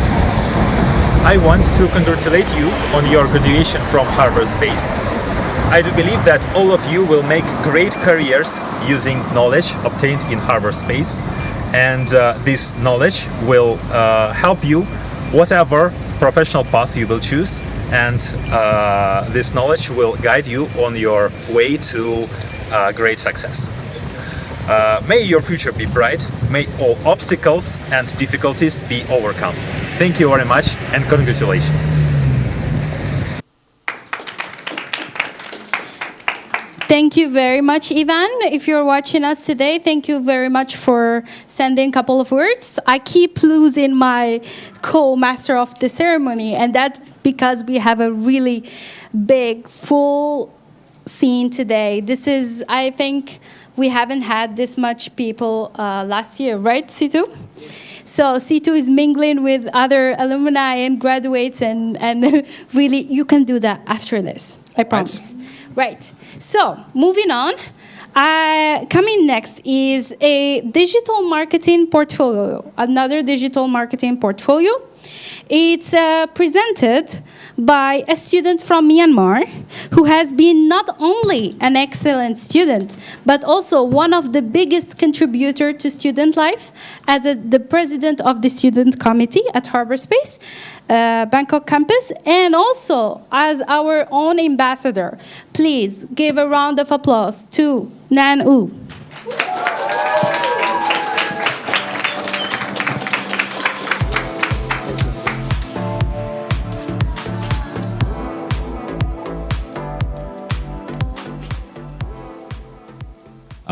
Good day, everyone, all of the honorable guests and my fellow graduates and all of the new students and everyone in this open space. I'm Nen. I came from Myanmar, and I study digital marketing program here in Harbour.Space. So today, I'm not just gonna present a portfolio website, but I will show you how a marketer markets himself. I was a marketer for 7 years without a proper portfolio website. So isn't it ironic, you know? I am a marketer, I keep pushing my clients or my boss to have a proper website for the brand, but I don't have one for myself. So I feel I'm not complete. So once I study here and finish after Harbour.Space program, now I finally have one for myself. So let me take you a walk, BTS, but of course it's not a boy band from Korea. I call it behind the site. So you're gonna see what's happening behind the site, how I plan it, and how I execute it. Okay, so first thing first, I would love to mention all of my mentors, all of my lecturers from Harbour.Space. Without their frameworks and techniques, I couldn't launch my portfolio website this fast. So I will keep feature all of my mentors and lecturers at every sections, so that you know who are behind of the site also. Yeah. So let's start with all of our marketer hates to do. That thing is called personal, right? We all hate to do personal things. So I was also having hard time to find my target audience, who should I target, and who should I sell. With Gary's easy-to-use framework, I have come up with 3 different personas. The first one is lost marketing intern Jeff. He is the one who has no idea how to do digital marketing every time he has to Google or ask his senior. Another one is brainless executor David. He is a marketing executive and he is doing all the execution tasks, but he has no idea why he is doing that certain digital marketing tactic. And the third one is micromanager Winnie. Winnie is a marketing manager or head of marketing at a company, and she has an anxiety because she feels like she is old and she is fear of missing out from the latest technology like digital marketing and other training technology. So what she does instead is she keeps micromanaging her team. So these 3 are my target audiences. Now I've got my target audiences. What I do next is I have to brand myself, I have to position myself. So with Neil Fastein's easy-to-use frameworks, I position myself as a Swiss Army knife for digital marketing. So AKA, we call it full-stack digital marketer. And my brand personality, I chose Ryan Reynolds, but I can be that playful, right? I can use dirty words. So imagine Ryan Reynolds, but in a business suit. Now I have my target audiences, I know my brand. So next step is to do the strategic direction for my portfolio website. So I've come up with this all-time favorite strategy pyramid. For sure, all the new students, you will experience this the whole year. So I came up with this strategy pyramid and I planned my overall direction based on this strategy pyramid. And I built my website on Hashboard CRM, so which is you can visit to nanumarketing.com. So I built my website there. It's very easy to use drag and drop tool. So once you have a website, you have to think about driving traffic to your website, right? Nobody's gonna visit your website automatically. So I have to do SEO things on my website. With the help of Chris, I use her SEO technique and frameworks, and I follow some of her methodology and put some efforts. I finally rank my website on globally, like United States, some of the keywords like software as a service, digital marketing course, NGO, digital marketing marketer, something like that. Then I even got a backlink from Wikipedia, which is very excited for all of the SEO people. And then this is my 3 months SEO results, which is great for within a short time. Now I got traffic to my website, but I don't want to stop there. I want more attention. I just launched website and I need more traffic from social media. So I have to do social media marketing things, but I just don't want to post, 3 tips for email marketing or top 5 digital marketing trend for 2024.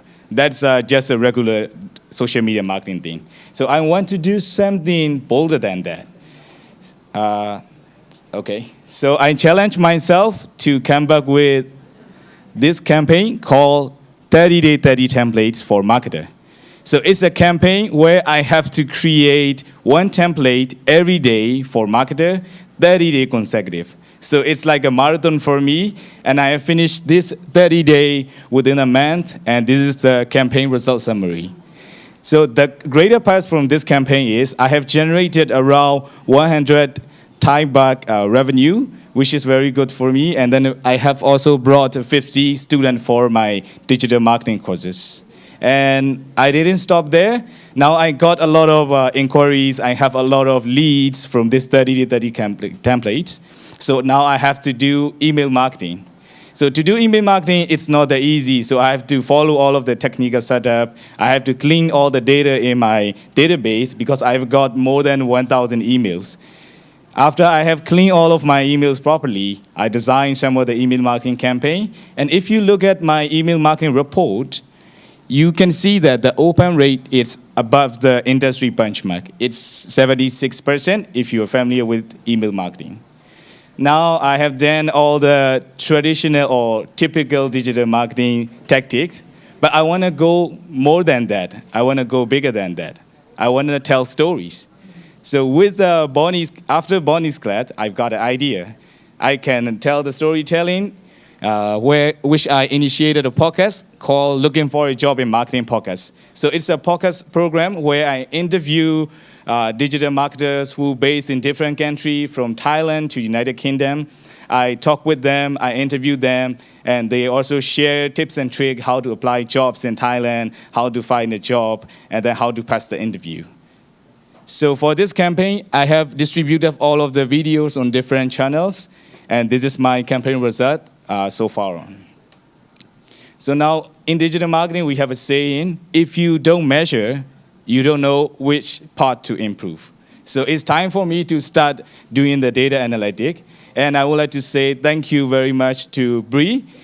With her Google Analytics class, now I can do proper setup for all of my digital setup things. So from analytic puzzle to my website, webmaster thing, all of the website CMS thing, now I can properly set up and I can analyze all the granular level data analysis. So you might wondering, Nan, you have been doing a lot. So like you have used all of the marketing tactics. So let me show you guys what's the ROI from the portfolio website. So in marketing, we have 2 results. One is the long-term result.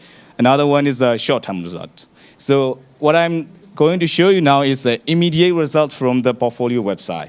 So if you check the report, I have been invited to 3 different digital marketing training. I have generated around like 150K Thai baht from digital marketing courses. And I also generated 50K Thai baht from a digital marketing training. And I even ranked for 10 different keywords globally. But this is just the immediate results. So let me show you, if we do the math, the investment I have to pay for all the website, domain fee, email, and if we see the return, is 36x return. But there is more effect, more results, long-term result we call it. So I have been invited to one of the biggest nationwide digital marketing online webinar. So it was conducted by one of the leading telecom company in Myanmar. And I've got a chance to do a webinar there with 150 plus attendees. Also, the best part is I received 5 job offers before I finished my program here. So like some people offer me CMO role, some people offer me marketing manager, some people offer me consulting role and a project director. But it all started with this Harbour.Space admission call. I still remember my last interview meeting, and thanks to Shamer for this screenshot. I still remember I pitched to Shamer how, it's from Stefania, yeah. So how I will, why I choose Harbour.Space, because at that time I was studying at another university. I'm also studying the MBA program, but when I found Harbour.Space, I decided to drop out. So it all started with this admission call.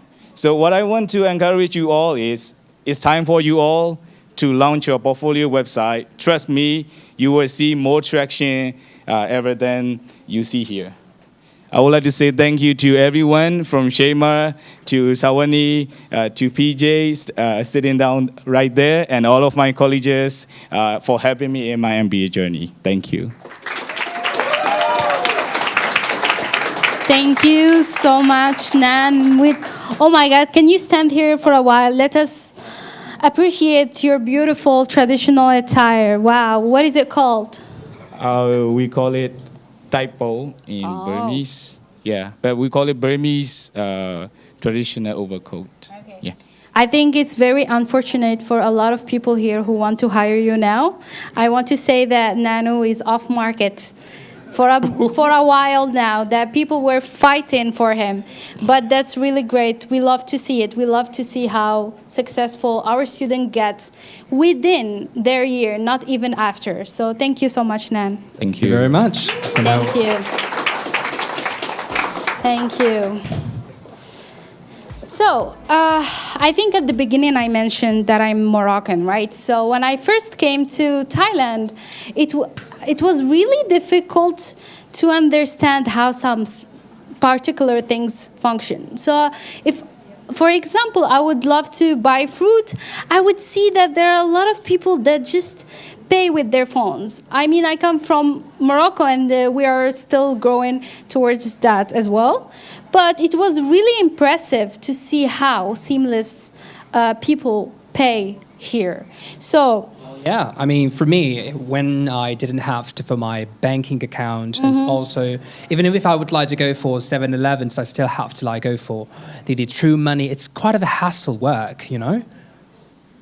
For sure, because for tourists, it's a little bit of a different story. We had to struggle the first couple of months, get a lot of cash. You know, when people give you that 1,000 baht change, you think you're rich with a lot of 100s, but no, it's just a lot of cash.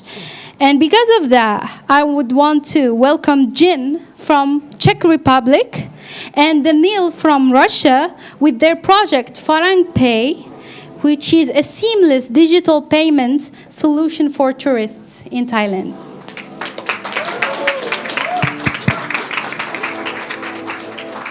Hello, thank you for the beautiful briefing. And ladies and gentlemen, right, we want to introduce you to Farang Pay, a new payment system for travelers in Thailand. You know, by Farang, you probably know that in Thai language it means foreigner. So now imagine yourself a foreigner. You just arrived in Thailand, you'd been craving for mango sticky rice all this time, planning your trip, and here you finally go to the night market. You found the perfect one. You hop on the queue, and as your turn approaches, you realize that merchant accepts only cash, while you fumble for baht. Somebody behind you approaches, quickly grabs the phone, scans the QR code, and leaves with mango sticky rice in seconds. And you only wonder what happened. Well, this person was a local, and they used payment system, digital QR code-based system called Prompt Pay with a crazy penetration rate of over 90% in the local Thai market. However, it's currently not available for tourists. Tourists usually pay by cash. It's a super clear, straightforward, yet inconvenient way to pay. Each time you need money, you have to spot an ATM, withdraw, pay like €6 commission fee, and you should also add on some foreign exchange fees on that. That's why 86% of people prefer to pay cashlessly. There is a way to pay cashlessly. Probably while you're traveling, you usually pay with your credit card. But it's just not a big thing in Thailand. We have around 900,000 credit card terminals, and it's basically nothing when you compare to 7.5 million of those with QR codes. And it's only for registered merchants. So at the end of the day, you still need cash. And now, imagine that you as a tourist would be able to pay by a QR code here in Thailand, introducing Farang Pay, a payment system that allows you to pay like a local. The user flow is simple. You download the app, fill in all your details, including a photo of your passport. We do an immediate online verification. You enter the details of your card and you are ready to scan and pay. After you scan the QR code, we charge your European payment card the whole amount plus fee in your local currency. As we will be incorporated in EU, we can charge the European cards at very low fee. Then we transfer the funds from EU to Thailand. We charge a foreign exchange fee. We also share a small piece from every transaction with the Thai local banking partner to be able to access prompt pay network, and we pay the prompt pay fee. Although it takes a few days to settle the transaction from a payment card, we send out the money to the merchant immediately. And as a result, there is 1.8% margin for us. We did some background research. We found out that an average European spends roughly 5,000 baht per day here in Thailand. And given that on the average Europeans prefer to visit Thailand for 15 days, we can target approximately 31,000 baht per one user per one visit. By applying our margin, as Jin mentioned, 1.8%, we result in 600 baht lifetime value for one customer in the first commercial year. And so taking that, we hope to set our marketing strategy slightly aggressive. One third of this amount will be cost acquisition. The total market opportunity for our startup goes in the line with the whole Thai tourism market itself. And it's evident that the European group accounts for about 20% of that.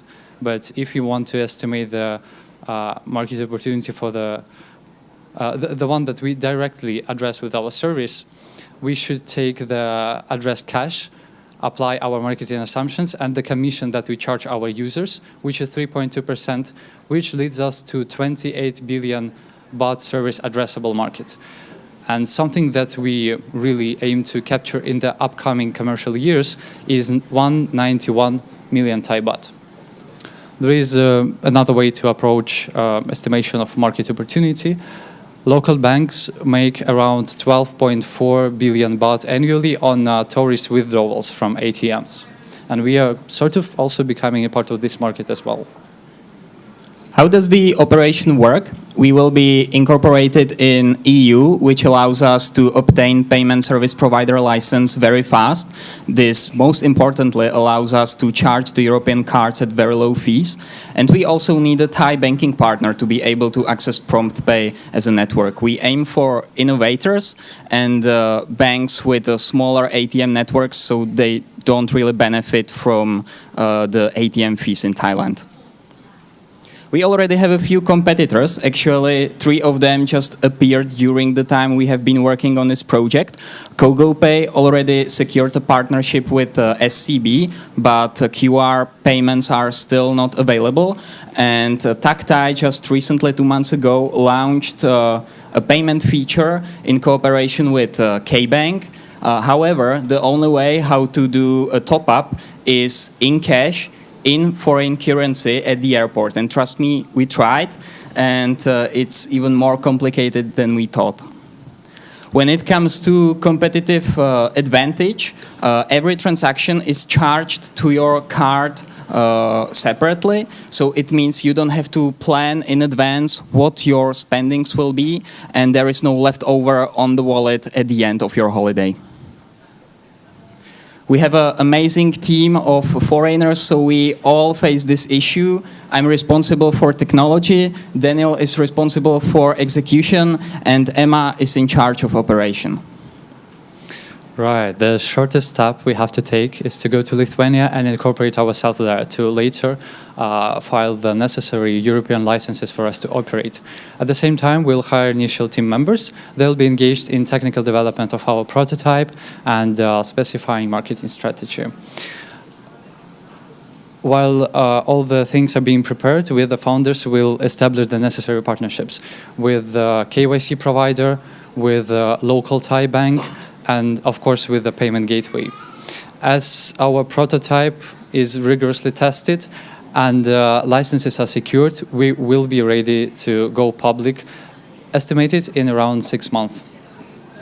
For this year zero, we'll have to spend a bit over 6 million baht. In the first year, we expect to make almost 37 million baht in sales, but expenses will be still overpassing, so we will go negative by 2 million baht. However, in the second year, we will turn profitable and will make approximately 21.25 million baht in gross profit. On the left graph, you can see our break-even point. It is projected to happen in the very beginning of the second commercial year, and it actually resonates with the point when we expect to secure a more cost-efficient partnership with international transfer provider. We will get eligible for that because by this point we will have simply enough customers. On the right one, please pay attention to the marketing assumption. We expect CAC to gradually decrease over the years due to awareness factor, and our goal is to reach cost of acquisition 100 baht by 2028. So the whole investment need for this project to go live is 300,000 euro, which will mostly cover R&D costs and marketing expenses. Other things include legal fees. On this, I want to thank you for your attention, and I highly encourage you to follow our website. Please join our newsletter to stay updated on the journey of FrankPay. Thank you. Thank you very much. Thank you very much. Thank you for this presentation. I am sure this would come in handy as a solution. Don't you agree, C2? Well, definitely, for sure.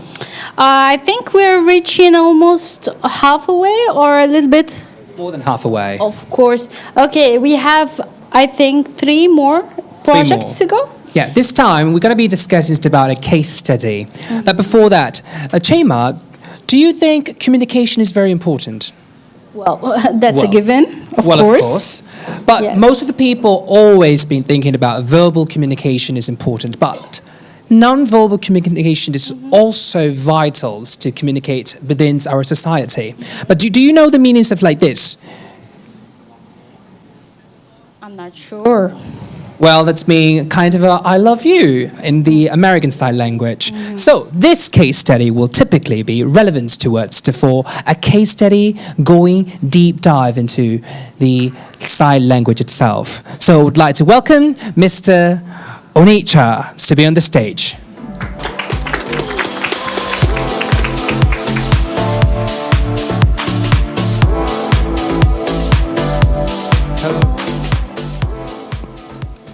Hello everyone. My name is Okonicha Chukudima. If that's an issue, you can say Dima, or if that's still an issue, you can just say Daniel. Okay. So before I go into my case study, I would just like to say a huge thank you to everyone here at Harbour.Space, from teachers to staffs to students and friends. You have made the whole journey really exciting for me. Okay, so a fun fact about me, while I was coming to Harbour.Space, I didn't want to study data science. I was planning on studying software engineering. That was the plan.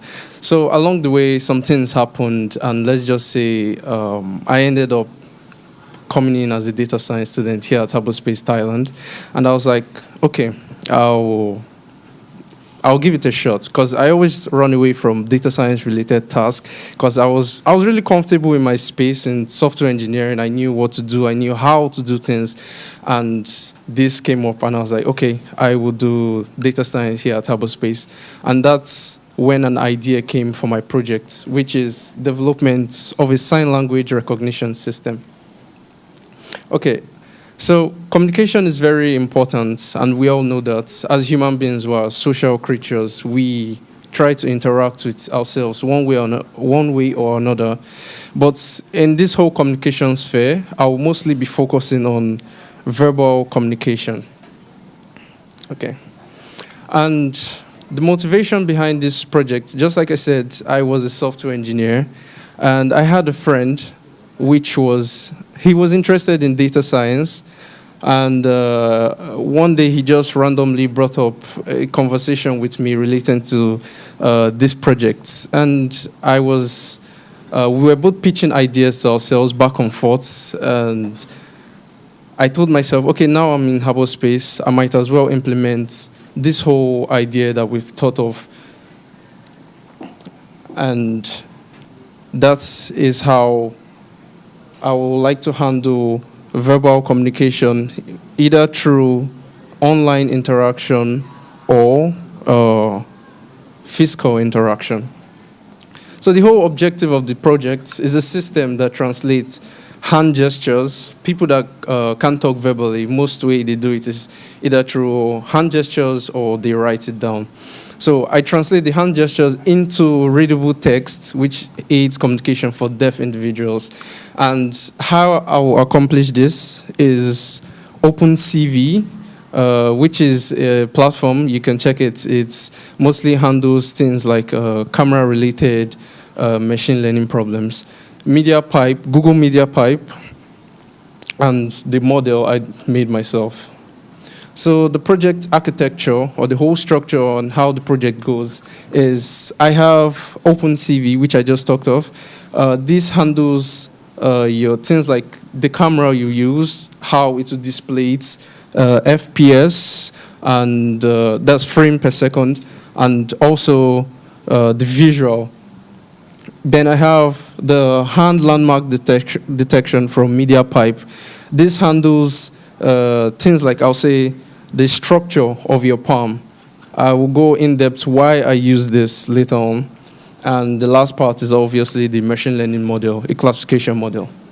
So my data set is from ASL, which is American Sign Language.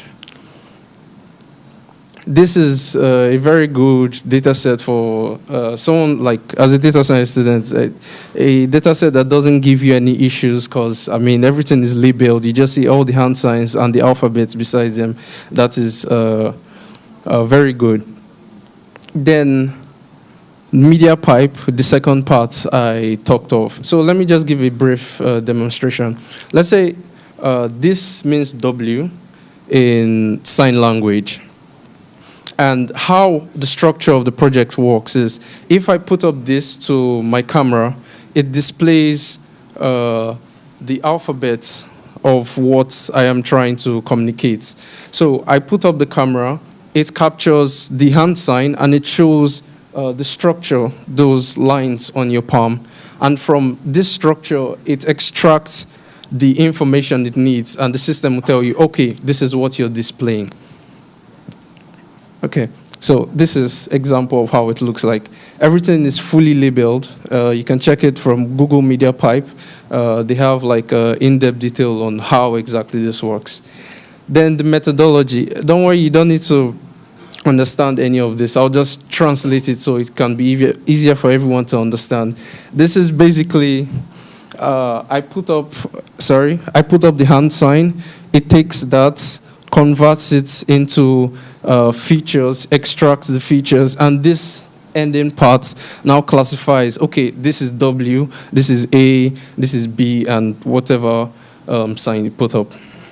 And also my model architecture, it's similar to what I just explained here. I have my inputs.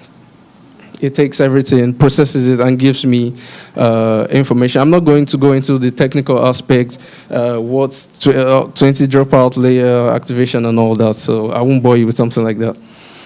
And throughout this whole model training, I got a training accuracy of 77% and validation accuracy of 84%. Most likely you would like to hit an accuracy of 90 and above, but this is as far as I could get for this demo, 77 and 84, but over time it will improve. And also for my loss, 0.68 and 0.54 for the validation. And here are also different ways you can just evaluate your model. I have confusion matrix, classification reports, but I won't go into that, so you don't. And here is a demo. Hello, this is a live demo of the hand recognition system. I will be showing you how the system interacts from the user's perspective. Okay, so here's you see the basic interface of how you interact with the system, and there's an FPS showing the frames at which the whole project is running. And okay, if I put up a hand, you can see it identifies what hand I put up and also the alphabets I'm displaying. Okay, these are different examples of different alphabets, and there's still some things you can notice, like it's trying to change from one letter to another, and this is where the training process comes into play. So the higher your training score, the better the model will display better results. So yeah, right hand, left hand, and as you can see, one side is showing F and the other is showing W, while they're still the same hand signs. So the better I train the model, I'll get better results. Thank you. Okay, so the demo, I don't know if it was very clear for everyone. I just did a whole briefing of how the project works. You put up your hand, it shows you the alphabet. It can also detect, oh, this is your right hand, this is your left hand, even though you switch sides. Okay, so the challenges I faced while going through this whole project was I need better data to achieve better results. Like, that's very basic. And the other was image lighting affects performance. If I do that, if you test it in a dark place, the results you get to be really bad, because I need to adjust, however, how I receive the image in a dark situation. And the last is more training. As I told you, my accuracy was it was average. I won't say it's low, 84 and 77. Okay, so what should the end system look like? Let me make it practical. Let's say we're all in a Zoom meeting, and somehow my voice is affected. I can't communicate with any of you verbally, and we're all in a Zoom meeting. You can make up the point that I can type, but the truth is, if I'm trying to explain how my day went typing, I'll say I'll spend a lot of time, and everyone will just be doing something else on the meeting. So instead of something like that occurring, how this project comes into play is, if I'm in the Zoom meeting, everyone is listening, I want to express myself to you, and maybe I have something long to say, I can just do the hand signs of what I'm trying to say, and it converts everything into a full sentence. And I'll say it's on par with talking, because writing is slower, but if you can, it's just to put up the signs, and as you're doing it, it's just picking the words, and everyone can read along with what I'm saying. So that is the practical use case of this project. Okay, thank you everyone for listening. Hopefully I didn't bore you with excessive technical details and all that. So if you would like to see more on the project, I have a QR here, and this is for my LinkedIn profile if you'd like to reach out to me. Thank you. All right, thank you so much. You can stay in the middle.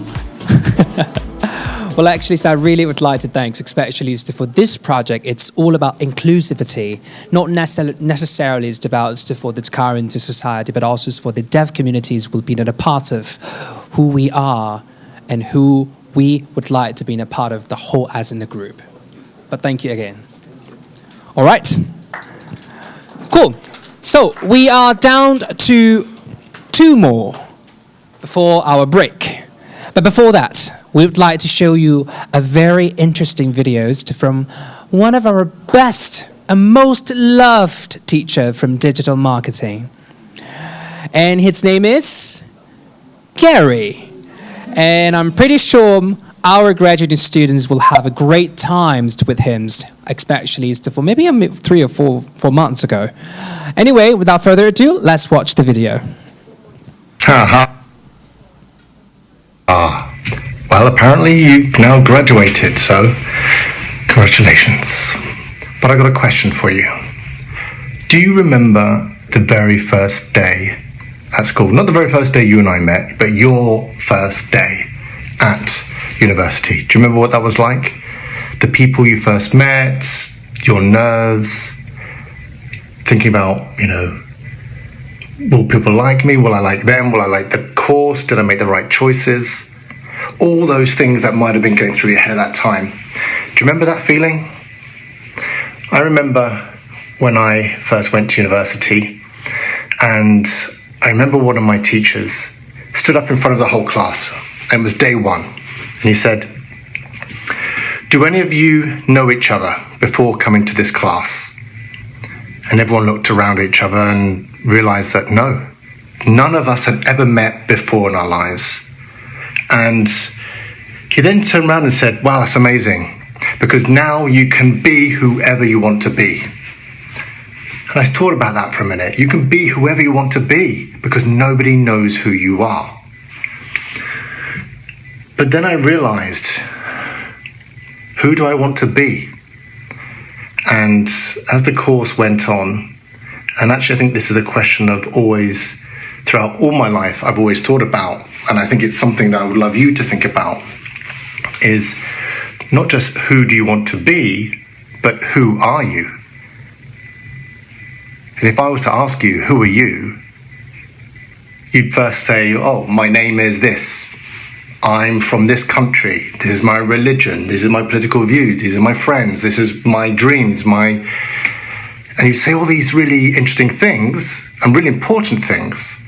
But is that who you are? And then the next question is, if that's, and I'm here not saying that that's not you. Actually, that's all of you. But you're so much more than that, right? You are many things that you haven't even discovered yet. And that's the really cool thing. So you've graduated now, and now you're going to do your first job, or maybe it's your 10th job. But remember, you're never your job. Your job is what you do. And hopefully you're passionate about it. You should be passionate about it. But I remember once when I graduated from university, my first job was as a waiter in a hotel. I'd moved country. I didn't speak a word of the language. I didn't, and I wanted to be really independent from my parents, and I wanted to show the world, like, yeah, I can do this. But couldn't speak a word of what anyone was saying, didn't know what was going on. But anyway, I decided to work as a waiter. And I got fired. It turns out that I'm a terrible waiter. And at the beginning, I was really hurt. I thought, oh my God, I got fired in my first job. What am I going to do? And I thought, wow, my parents spent all this money on this really expensive university, and I did well. But then my first job, I got fired. But then you start to realize, well, hang on a minute. You got fired from a job that you are not. That's not a part of who you are. That's just a thing you were doing. And you're going to have many jobs in your life and many job titles, and you're going to have to swap different hats. And that's, I think, in my honest opinion, that's one of the really amazing things about Harbour.Space, is it gives you so much flexibility that you can actually wear different hats. I think you guys got taught the things that I wish I had been taught when I was at university, because we were so specialized that if that wasn't the hat, you're going to have to relearn all over again.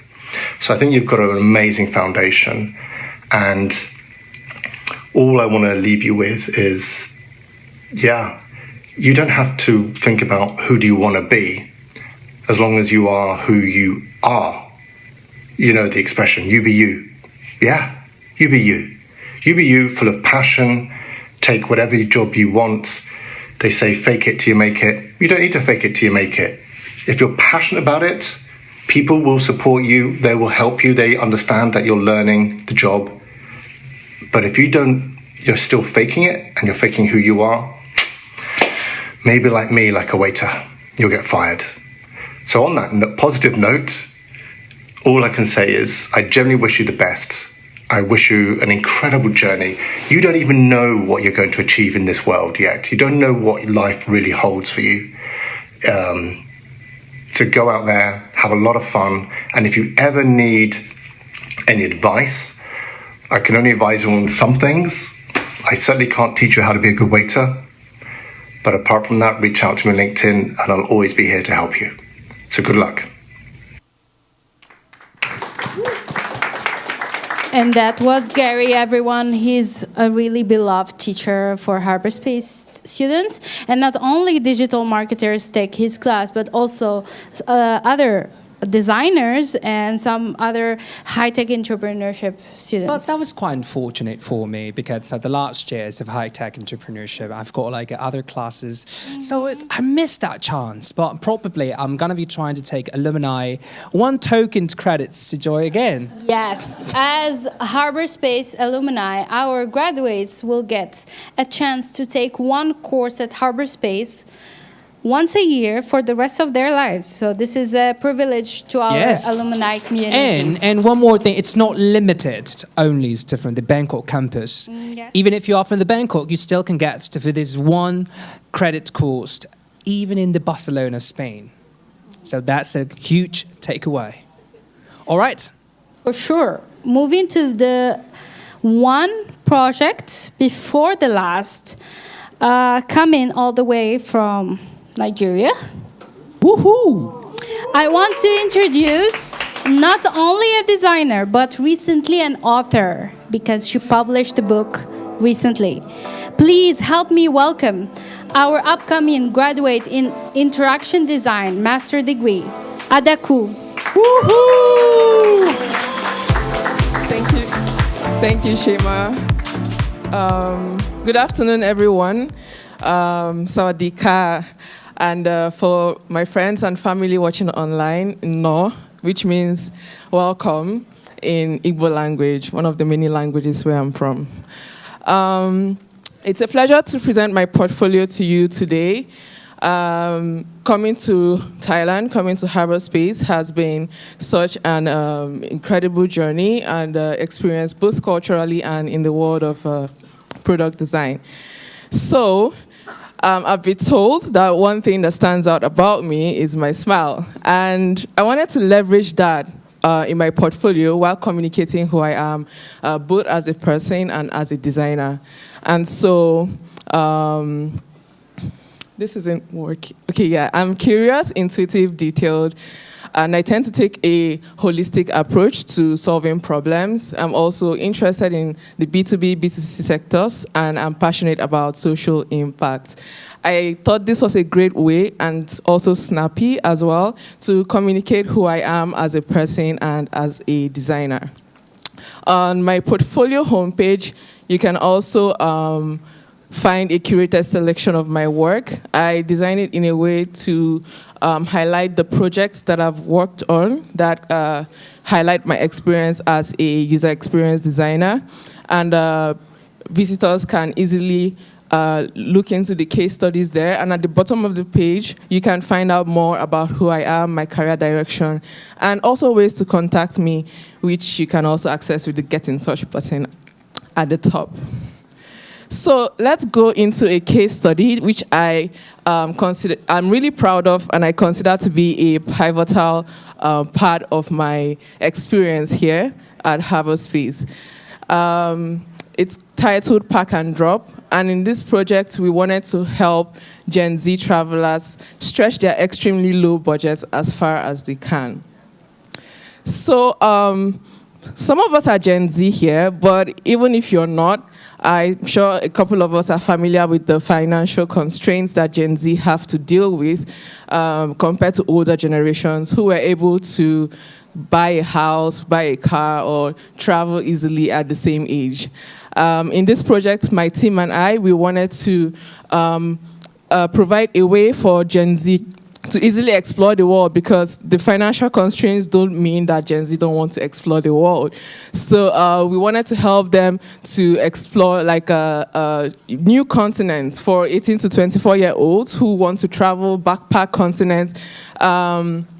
They have to meticulously plan, and that means they have to consistently search for affordable items. They have to find what is cheaper and also make sure that they stay within budget.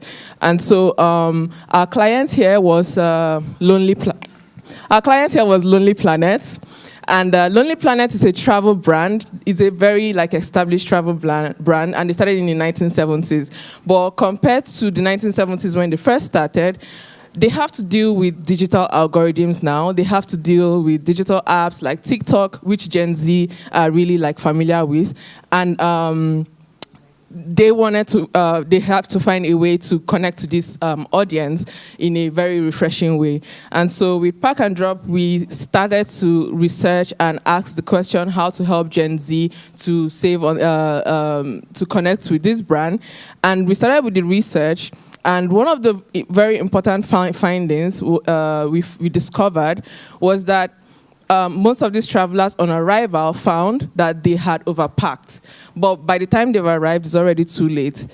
Their backpack is already full, and they now have to think about how to trade off, what they brought versus what they want to acquire on their trips. And this meant that they might end up dropping items behind at the hostels, at cheap hostels that they stayed at.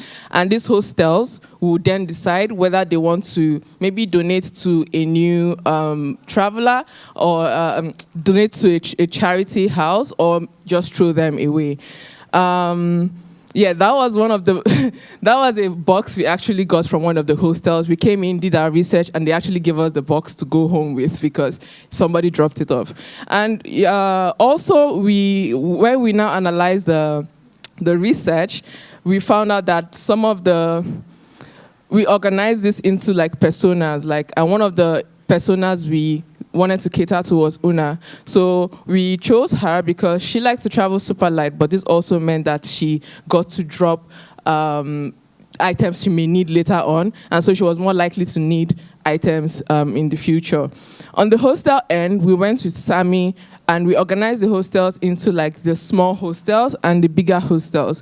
We went with Sammy because from the small friendly hostel because they were more likely, they already had, even though they were small, they already had like a structure that they used to give items left behind by other people to new travelers. And for the bigger hostels, they just didn't really have the time. They were really busy, and although they had bigger storages that they kept items in for maybe for 1 year to 2 years, they would rather just throw everything away. And so we also did like an ecosystem analysis, analyzing the ecosystem, finding the gaps and opportunities. And when we did that, we also analyzed the competitors as well. And while analyzing the competitors, we asked ourselves, how do we connect Gen Z travelers to these items just lying around in hostels, which may likely end up in the trash? And that's how we came up with Pack and Drop. So introducing Pack and Drop, a mobile app that enables where travelers can always find pre-loved items around them. The app is intended to help people just pack what they need because they'll be able to find items around them in any continent or whatever vicinity that they're in. And so let's see how Una might get a pair of hiking boots that are currently in Sammy's hostel. So Sammy gathers the items. Sammy is the hostel operator, if you remember. And Sammy gathers the items and left behind by other travelers. And And after gathering the items, he lists them on the Pack and Drop app. And he has a pair of hiking shoes that he wants to give away. And he can also see all the reservations when he does that, and of travelers who want to pick up items at his hostel and how long it will take.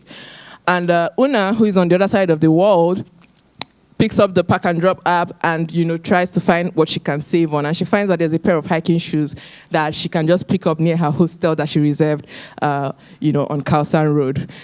She gets the details. She finds that, okay, it's cool. She gets the hostel location and she reserves the item. And so she gets on her flight to Thailand. And once she arrives, she locates the hostel and picks up the items. Both the hostel and from Sammy from the hostel and Una are happy because Sammy got to give away an item that might have ended up in the trash, and Una had a new pair of hiking boots she didn't have to buy, for her trip. So while thinking about the user flows of this app, we really wanted to keep the items front and center because these travelers are often overwhelmed, maybe with visa documents and all other things they have to worry about. On the hostel end, they're also busy. We wanted to prioritize like listing these items as quickly and as simple as possible.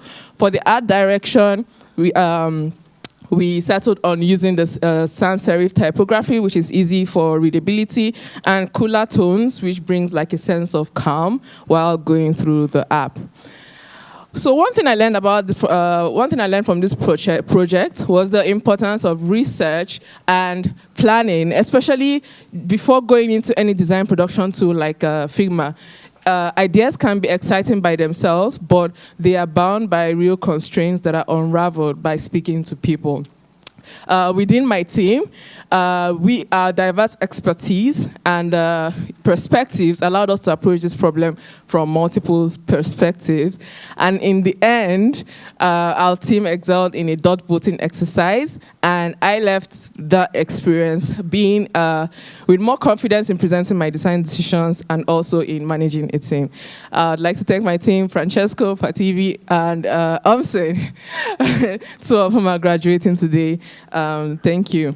And I also want to thank my teachers who I learned a lot from, and also my classmates for your valuable feedback, and my friends and family who are watching this right now for your unwavering support. I wouldn't be standing here without you.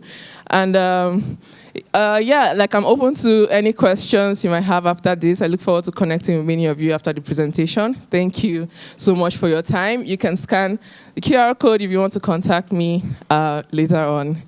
Thank you so much.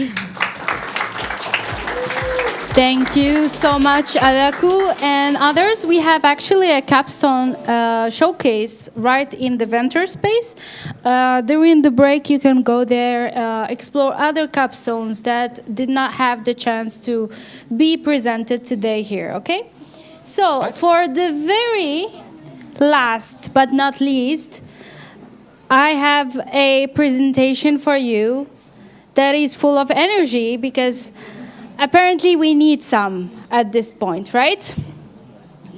Exactly. That's why we need some more energy. So as you can see, a lot of our students actually build projects, capstones, startups from real life problems, and they get to test them outside in the world. And speaking about tourists, there are other projects that I would love to introduce today. So please help me welcome two students from different majors.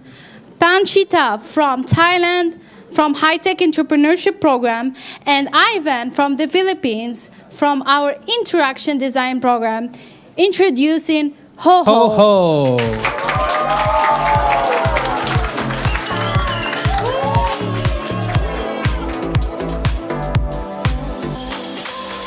Good afternoon.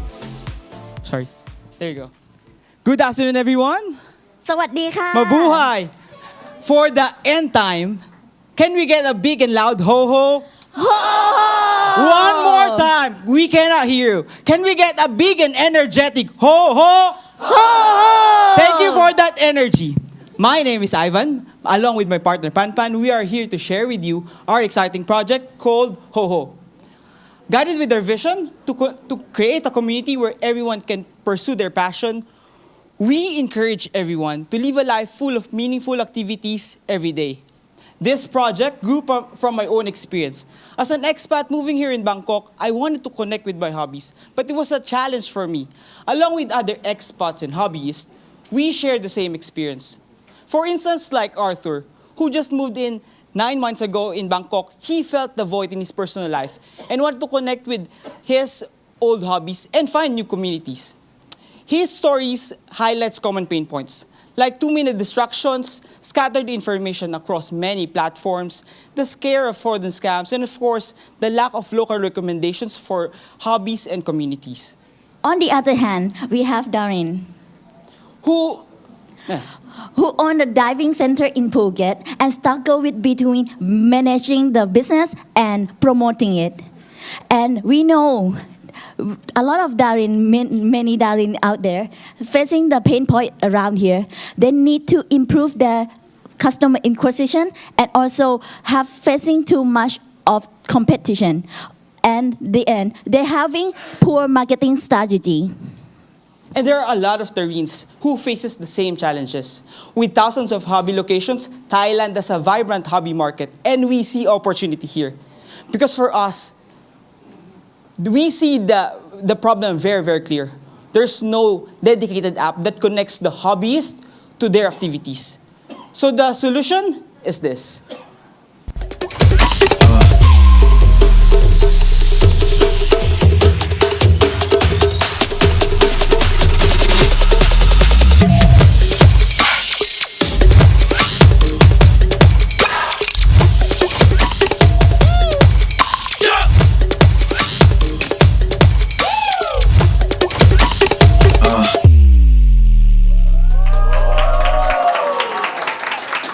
Again, HoHo is a lifestyle hobby platform that connects the hobbyists to their activities.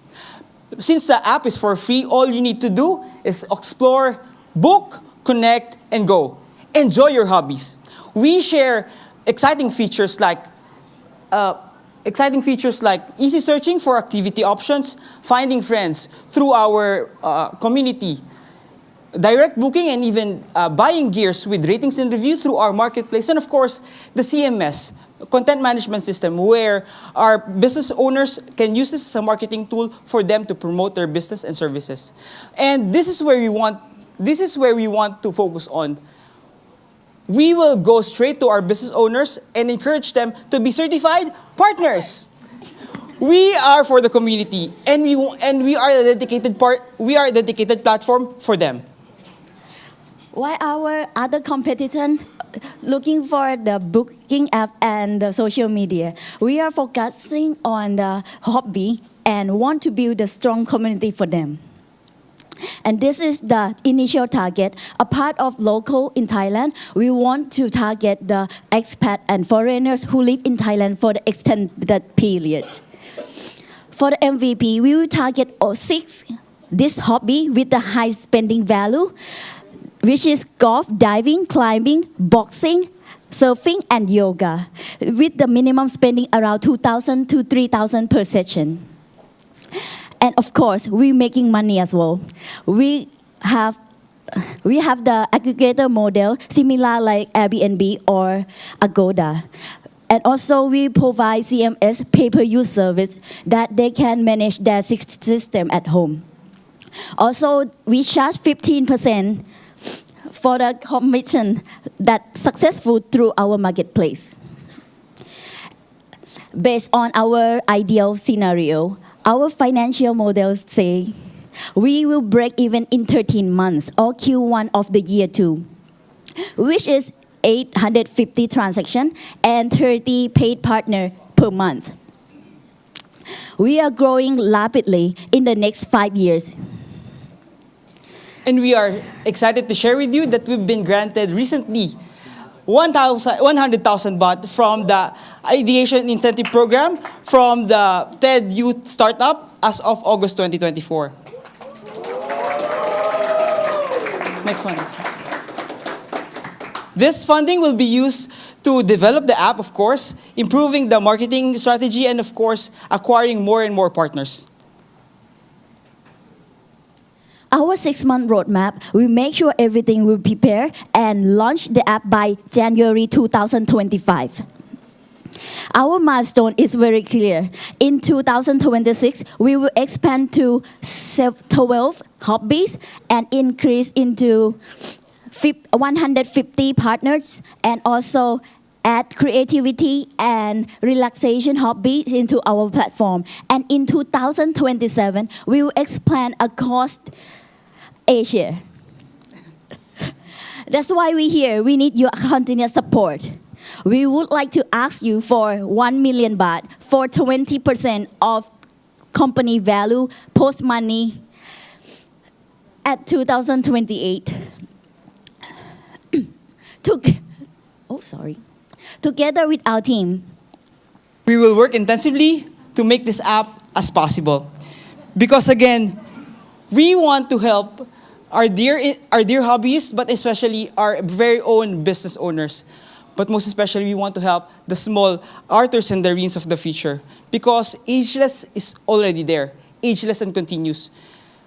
We encourage everyone to explore because we believe that hobby is a human happiness. We want you to explore new hobbies, explore the world. Explore, book, connect, and go with us, Ho-Ho. Maraming salamat po. ขอบคุณมากค่ะ Thank you very much. ขอบคุณค่ะ And we would like to thank, first of all, Harbour.Space for us. If without Harbour.Space, we will not be here in the stage. And of course, every student and faculty and all our parents and friends are here. Thank you very much. Thank you very much, Ho-Ho. That was a wonderful presentation. Thank you very much, Panchita and Ivan. Thank you. And that was the very last presentation of our demo day. Again, please give a big round of applause for the conclusion. For the 10 Dear projects we saw graduates today. of Bangkok campus, it is my So- utmost pleasure. Yes. So the time. Okay. So the time has arrived. So we're going to be trying to take a break for. You have till 4:30 to be back here, please. You can join the reception. We have some refreshments for you. If you have some questions about those projects, you can find our graduates in the showcase room or in the reception as well. So please be back here by 4:30 so we Sharp. can 4:30 sharp so we can start our graduation ceremony. Thank you very much again. Thank you all, and online people, see you soon. Bye-bye.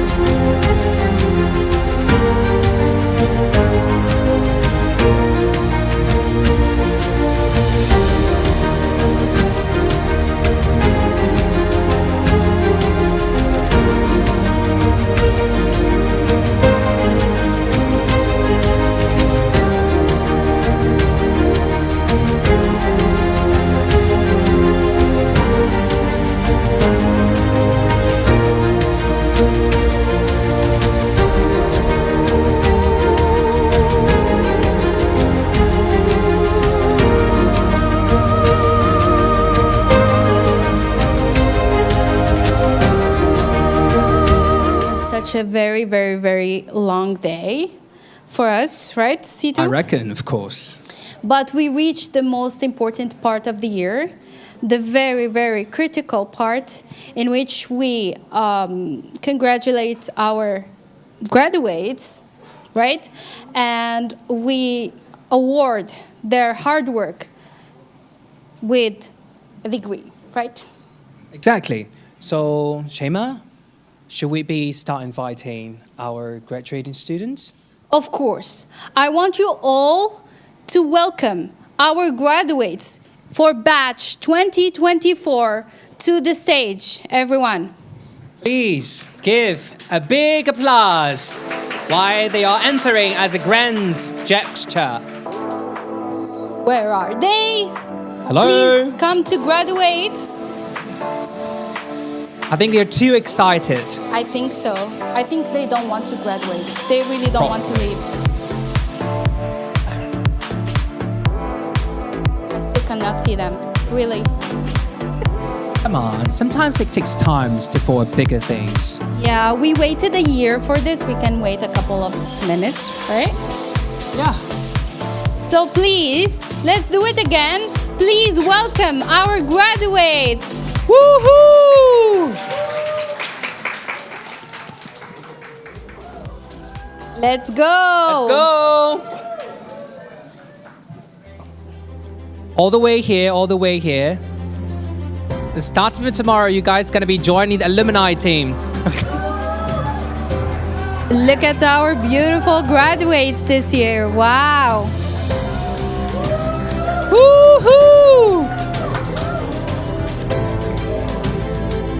Let's give them a round of applause. Although everyone is taking videos of them right now and pictures and family members, no hands are free to applaud.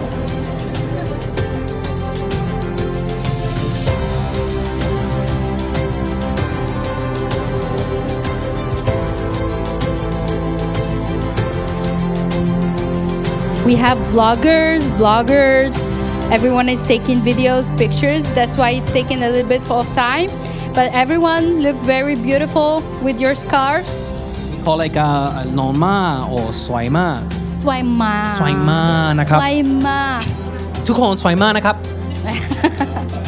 That's where my Thai ends, you know. That's it. That's the first all about word it. I learned. So everyone can call me beautiful. Sure. Thank you. All right. So it seems like all of our graduating students have successfully seated. Yes, I see a lot of purple on this side, and I'm really excited for them.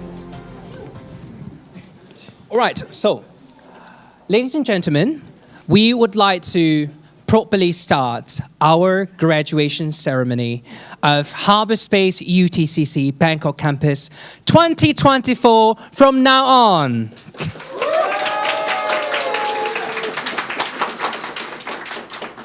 First things first, I would like to welcome and invite Miss Swalana, which is virtually this year, of course, this year, unfortunately, our one and only CEOs of Harbour.Space Group. We wouldn't be here without her. Her dedication, her hard works, and everything that she has done for. So that's why let's try to listen to about some of the thank you or thankful words from her, shall we? Sure. Let's go.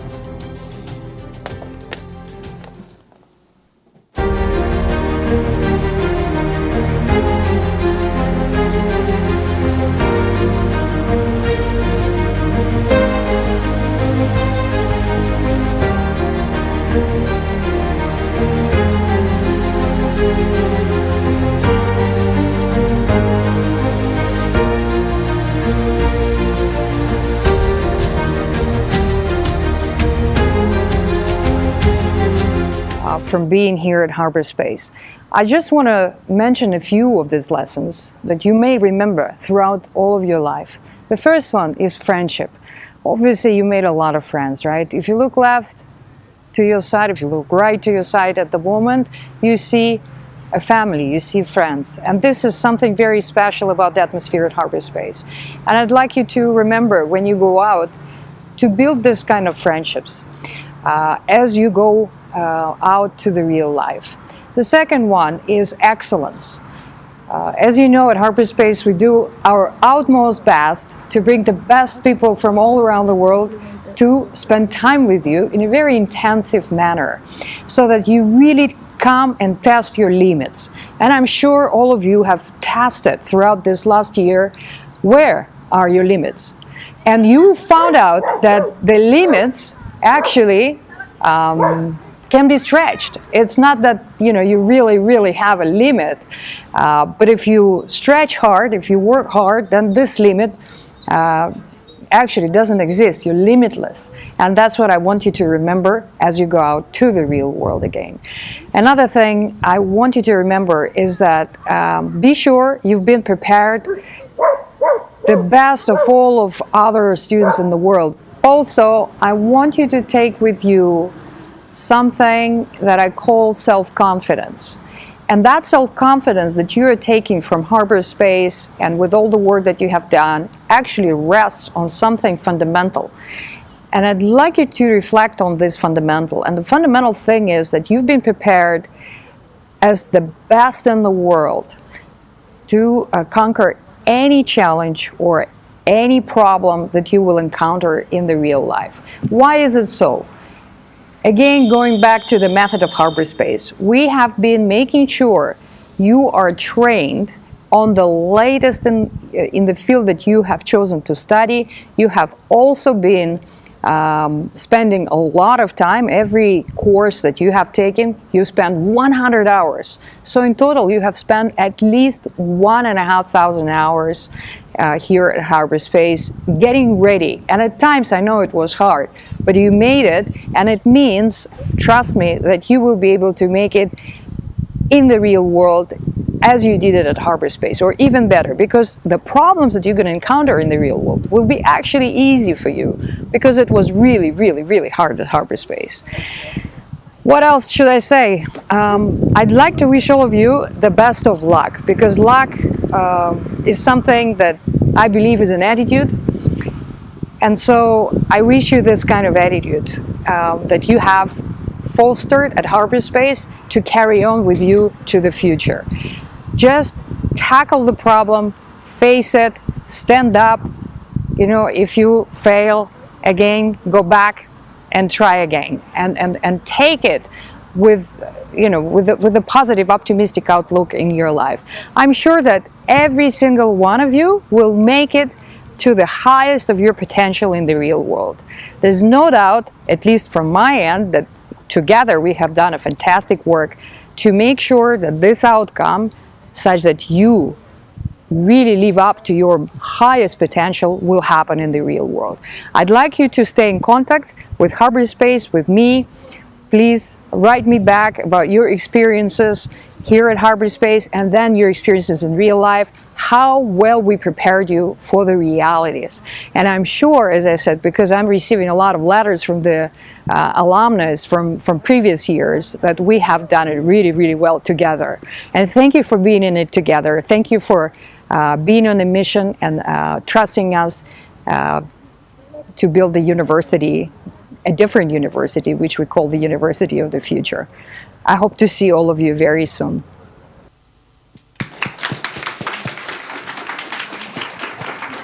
All right. I think the moment has come, Situ. So I would love to call Dr. J, our Chief Marketing Officer, to the stage, just to prepare also. And our president. Can you see our president? Yes, Hey, Dr. there she Salani. is. Please welcome.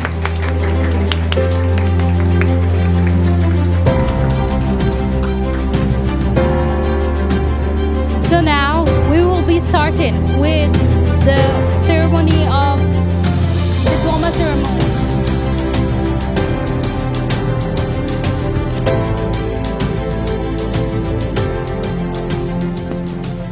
All right. So we would like to welcome these graduating students. Guys, by the way, starting from tomorrow, you guys are joining my crew, alumni. Our crew. Our crew, yes. But before the time, let's just enjoy our moment together. So, we will be now start inviting every outstanding graduate student to get their diploma, and of course, the diplomas will be given by our great Ajahn Mae and Ajahn Tae. Round of applause for them.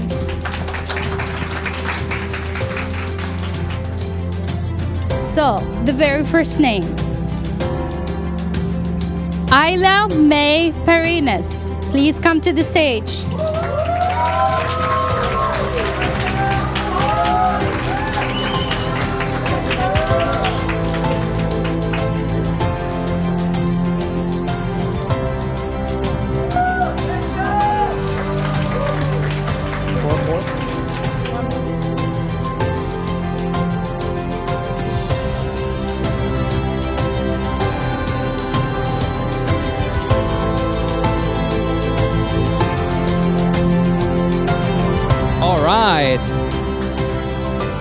Next one. I'd like to invite Antonio Bonnet.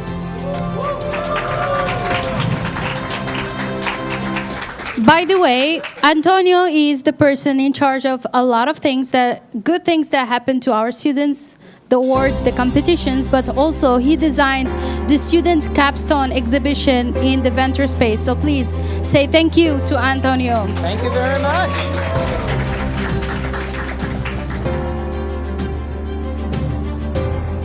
Our next person, please help me welcome Arthur Akshurin.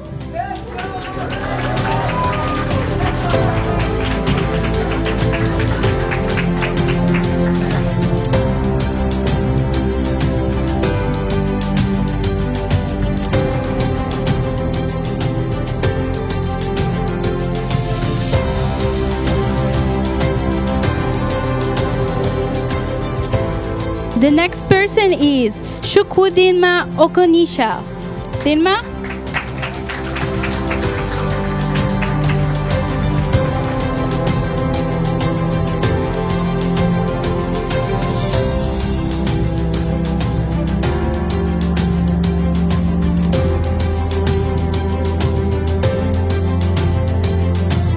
The next person is Dingo Kaidar.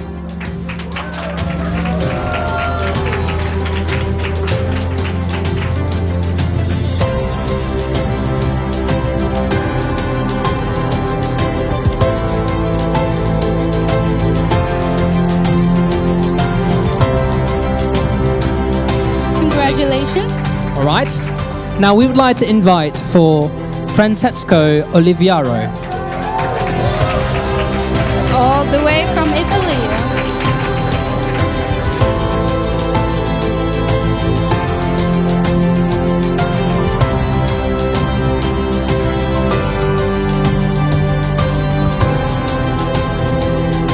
Congratulations.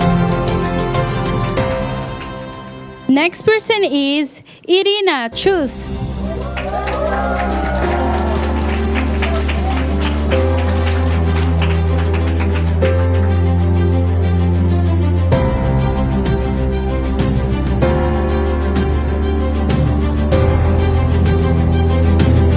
Next person, congratulations, is Ivan Bilugan.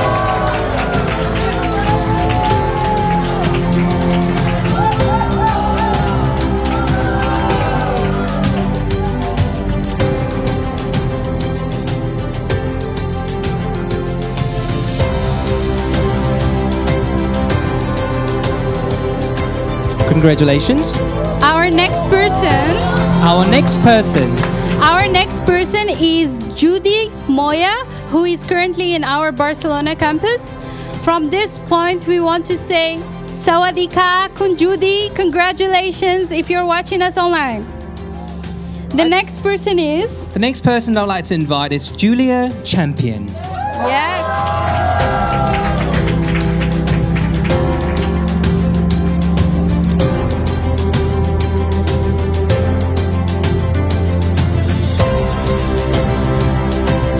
Congratulations.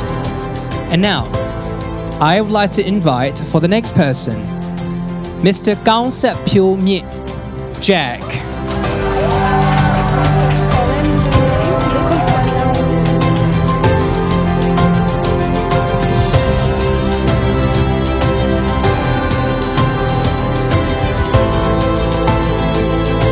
Congratulations, everyone. Our next person is Ki Men Kao.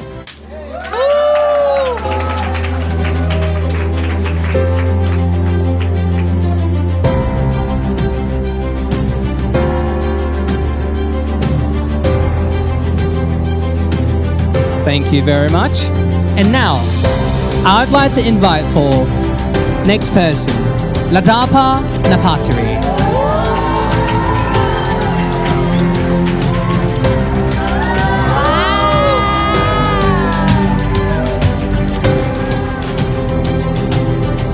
With beauty and grace.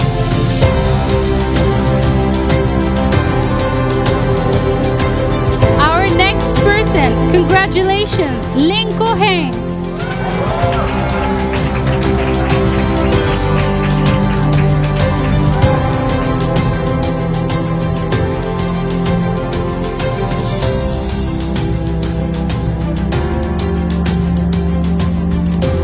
Next person, I would love to say congratulations to Muhammad Saneh.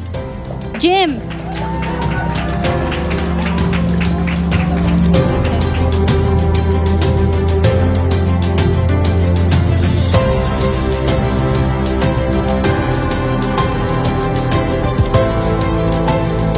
Thank you very much.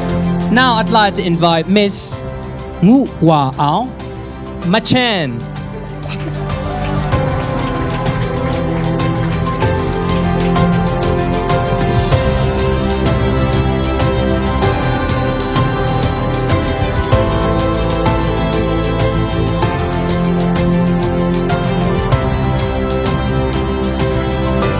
Thank you, Charm. Next person is Nonoko. Congratulations.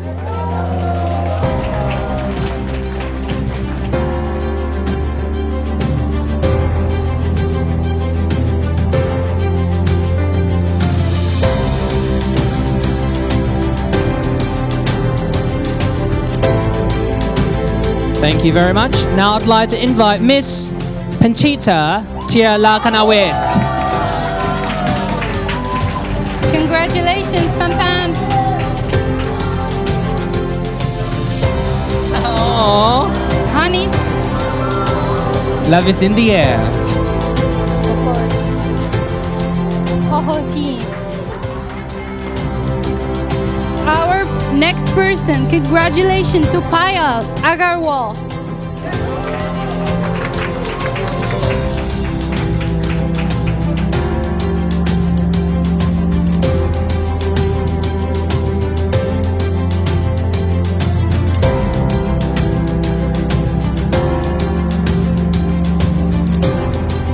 Thank you, Payal. Our next person is Samsung Ibuka.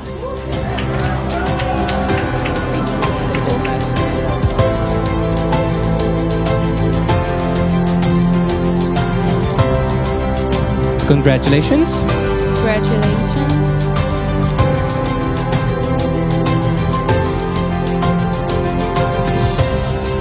For the next person, is actually not here today as he had to join his new job as soon as possible. So congratulations to Timurlan.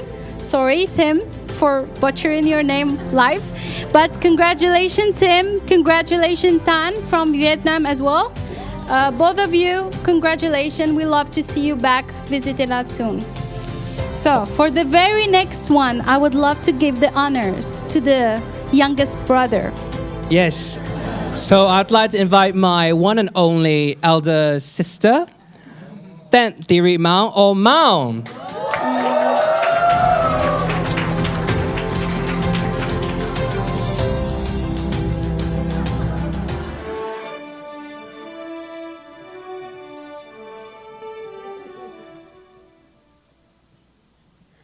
Next person is, congratulations to Tonyapon Malakan Gel.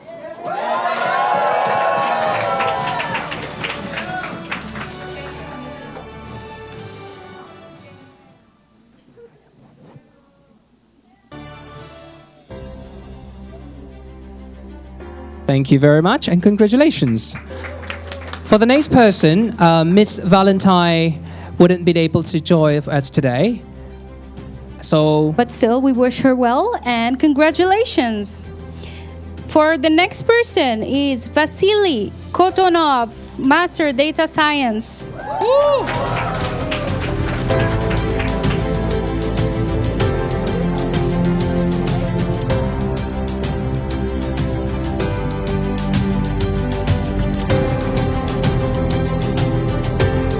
thank you very much. Now, I'd like to invite next person who is Mr. Waitik Kenderas.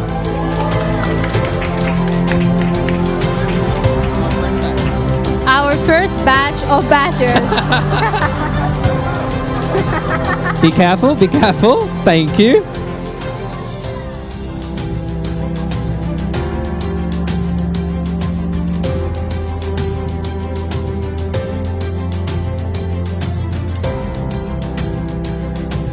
Accident happens way, it's okay.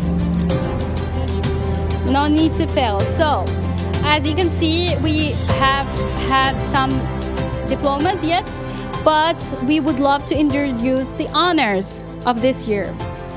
All right, so the time has finally arrived to talk about, to start expressing the cum laude's honors.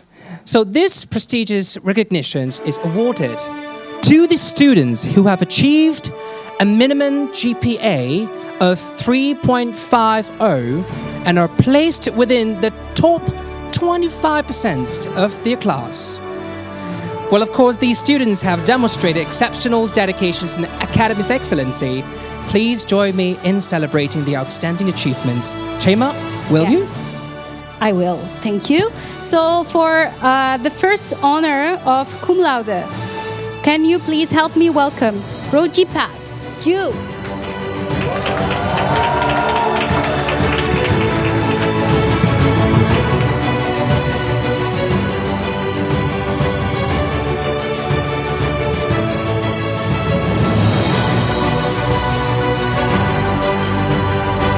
Ruchipas is graduating from our bachelor in data science with honors, right? The next person in honors in the name of cum laude is Supanat Limarayako, who's graduating from a master in interaction design.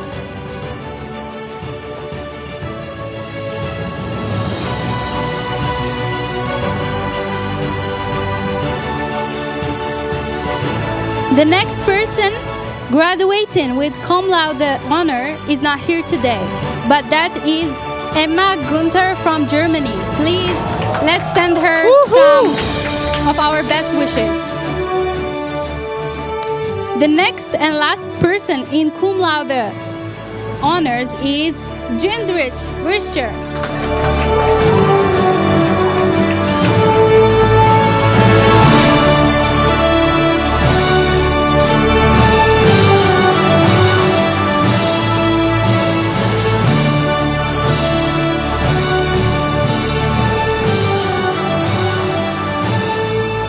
We are going gradually up in honors, and I would love if Situ can explain the next honor. After the cum laude, of course, we will be going to be going to the next steps. Up. Which is up, is magna cum laude. So this recognition is reserved for the students who have achieved a minimum GPA of 3.70, placing them within the top 15% of their class. So, let us welcome these magna cum laude students on the stage. For sure, please help me welcome Tamdu, graduating. Oh my God!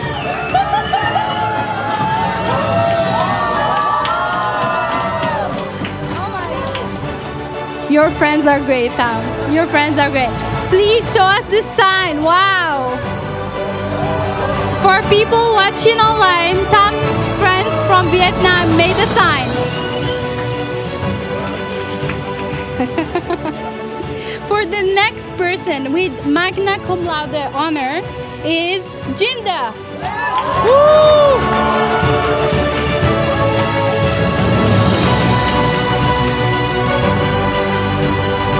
Jinda Mason, graduating from a master in high-tech in digital marketing.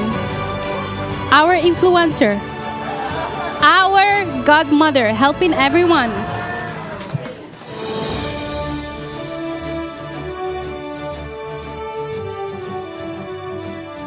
All right, congratulations. So, Mr. and Mrs. of the magna Thank cum you. laude. And for, as you know, we're going up, right?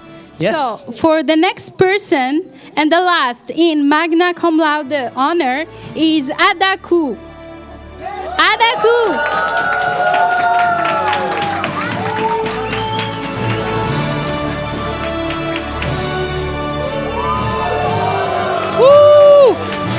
As I said before, Adaku is recently an author, so please make sure to check out her recent book. Congratulations. So this is it the end of magna cum laude? For magna cum laude, yes, I believe so. Okay. So let's move one more level up. One level up. So, wow. Let me explain about what that award is. So, the name of the award is called Summa Cum Laude, and this great prestige recognition is awarded to the students who have achieved a minimum of 3.90 and are placed within the top 5% of their classes. An entire batch. And the entire batch, of course. And how many students are there? Sir, my brain stopped working yesterday. But yes, this year we achieved a really high number of around 90 students. So you And? can say 5% of 90 students. Definitely, it's for the 5%. And we've got one particular individual who have received the award. Can we cheer for Nan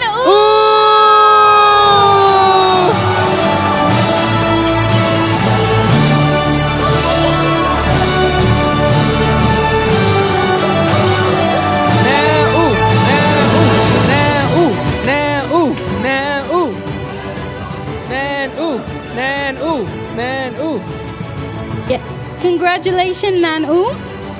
I would love if you can give this back to Amanda just to hold it for a second. And I would love to invite Dr. O and Ajahn Sawani. Thank you so much for giving and awarding our students. So please refer back to your Thank you very seats. much. And because Nan-U is the highest GPA of the year, we would love to hear some words from him.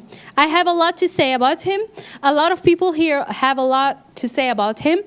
But most importantly, I think I'm mostly grateful for Nan-U for this year, not only on making and helping and contributing to the Harbour.Space community, but also helping you all individually and help creating friendships here and one of the strongest communities we have. So, Nan, the floor is yours.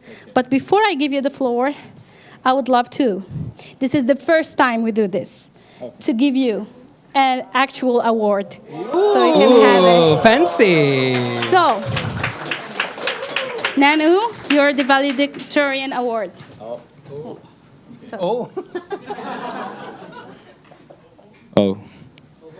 It's how to say. It's overwhelming now, but I'm trying to calm down.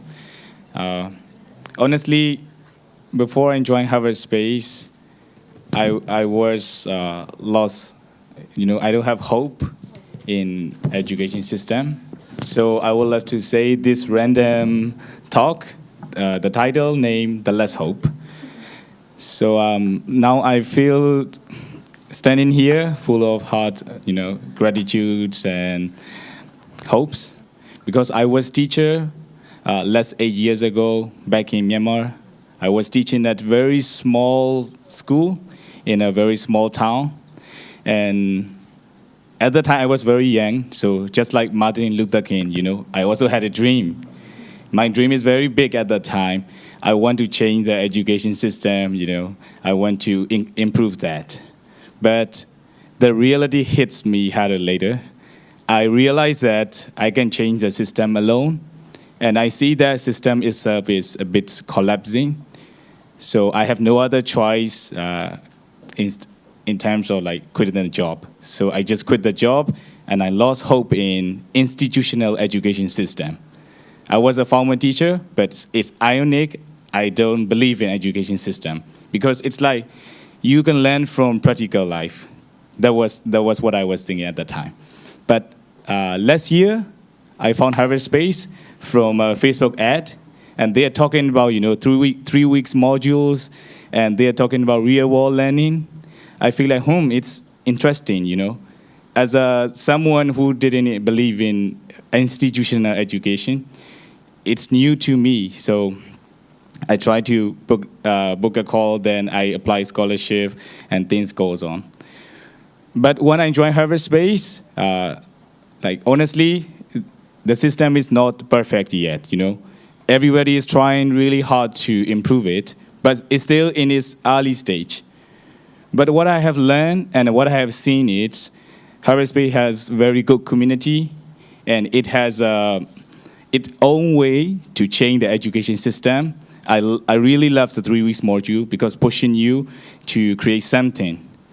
And I have learned that, okay, this might be working, So it given me hope again. And I start seeing, I got a hope that education system that really works, a hope that we can change the status quo or we can challenge the status quo, a hope that we can create a better future if we could apply this kind of education system back in other underdeveloped countries. So I got those hope in my mind. Now I'm finishing the program. Also, my fellows people are finishing the program. So let's bring all these hope together with us. When you join a new company, or maybe you start your own company, because I have a lot of founders, friends. So whatever you do, maybe try to challenge the old way of thinking, trying to break down the barriers. Never settle for normal things, because we've been doing very modernized, very latest things here back in Harbour.Space. So we should do more than that once we join that. And I would like to say thank you to Harbour.Space for restoring that hope. And thank you to all of my graduate fellows. Without you guys, this community and campus will be very dry and very inactive. But with all of you and with all of the teachers, all of this community, even Piyaya, she's not here today, but I still remember her. So we had a really good environment here. So let's bring that mindset when we go out to the real world. And also, honestly, this kind of higher GPA thing, in my mind, I think it's not that important once you join the real world. What really important is you have to make your dream come true, right? We have different dreams. So let's make our dream to become a reality. Thank you, everyone from here. Thank you, all of my graduate fellow, and congratulations to all of you guys.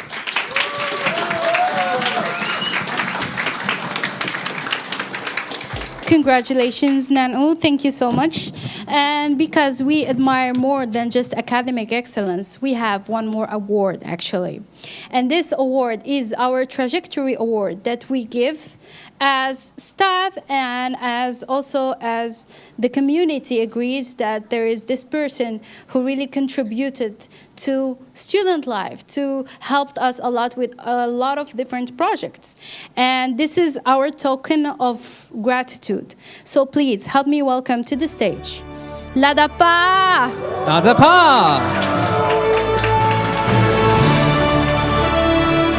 We actually have an award for you. Ladapa is used to beauty. Congratulations, Ladapa. And I would love if Ladapa can give few words. So whether we liked it today or not, Ladapa was going to give few words, but she luckily had an award today, okay? Can we give her? Thank you. Hi everyone. First of all, I want to say thank you so much for choosing me the path of wonderful student experience, and thank you for giving me this beautiful trophy. I would not be here without supporting from every one of you guys who that contribute me a lot, and I have some experience to tell everyone. Last year, I got some email from Amanda. Shema.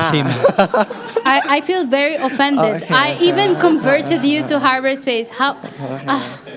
I'm so heartbroken.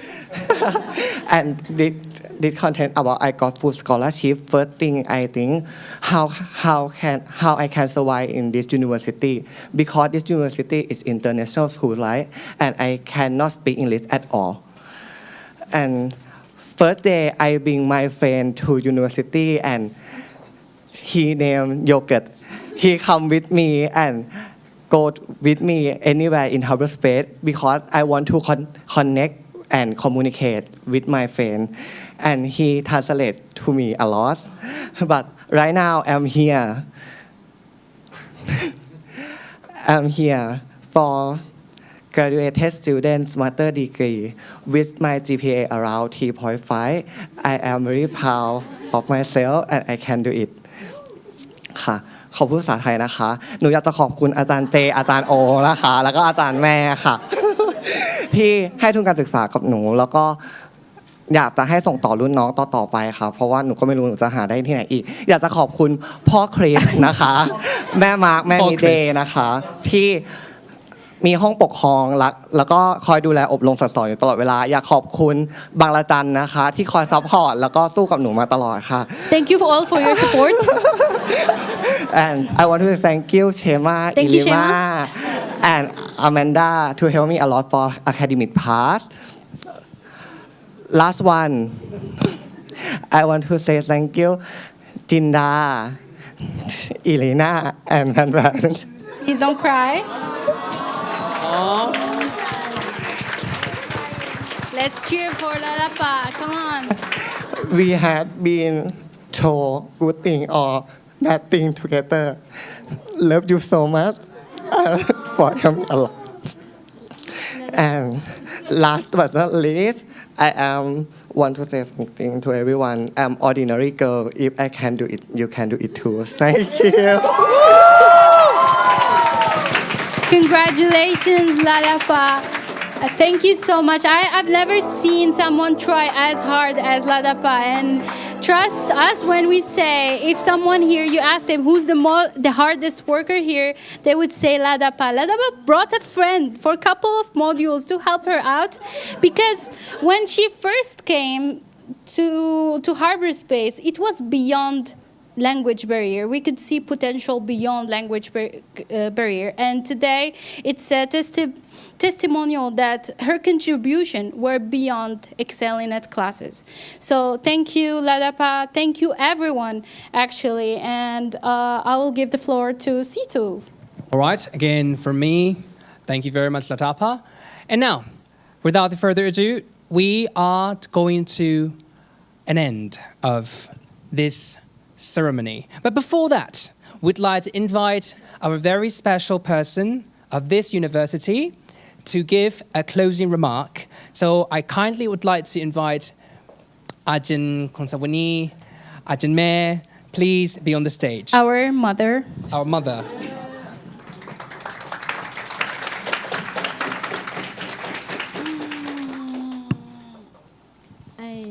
I can't really tell how much I am proud of you.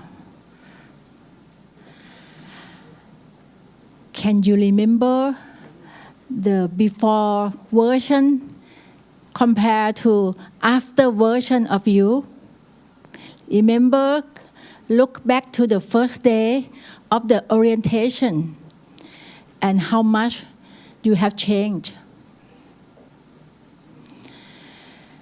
And I would want to say million thanks to all of you.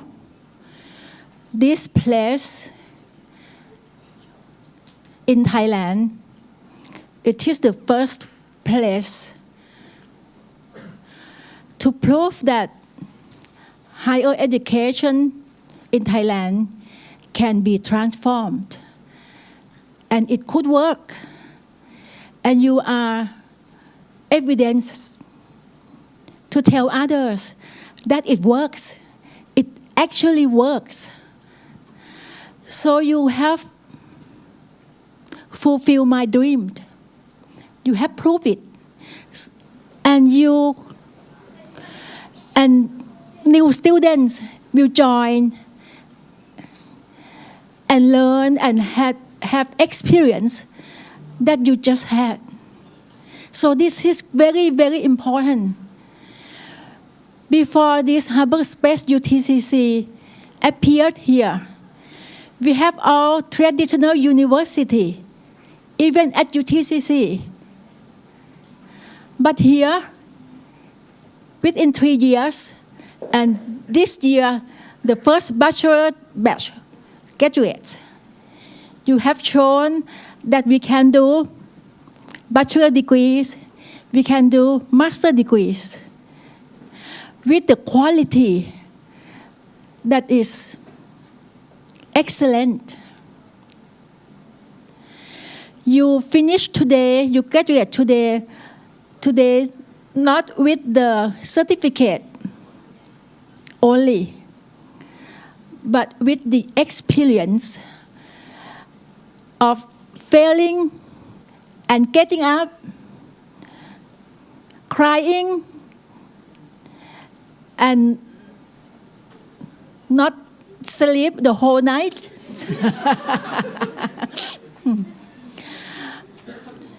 And you have got network of teachers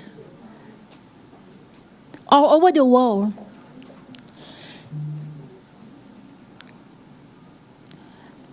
And no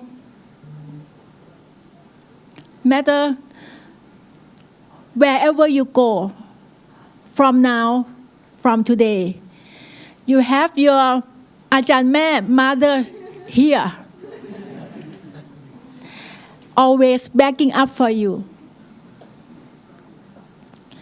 You have all Ajahn O, Ajahn J, P.O, P.J, Shema, Chris. We will miss you. So, with all the experience, knowledge, skill that all the teachers have taught you, you are ready to show the world, to make the world better. And we are here to listen to all your success and failures. So, congratulations, and go for the success and a little failure. We are here forever for you. Thank you so much.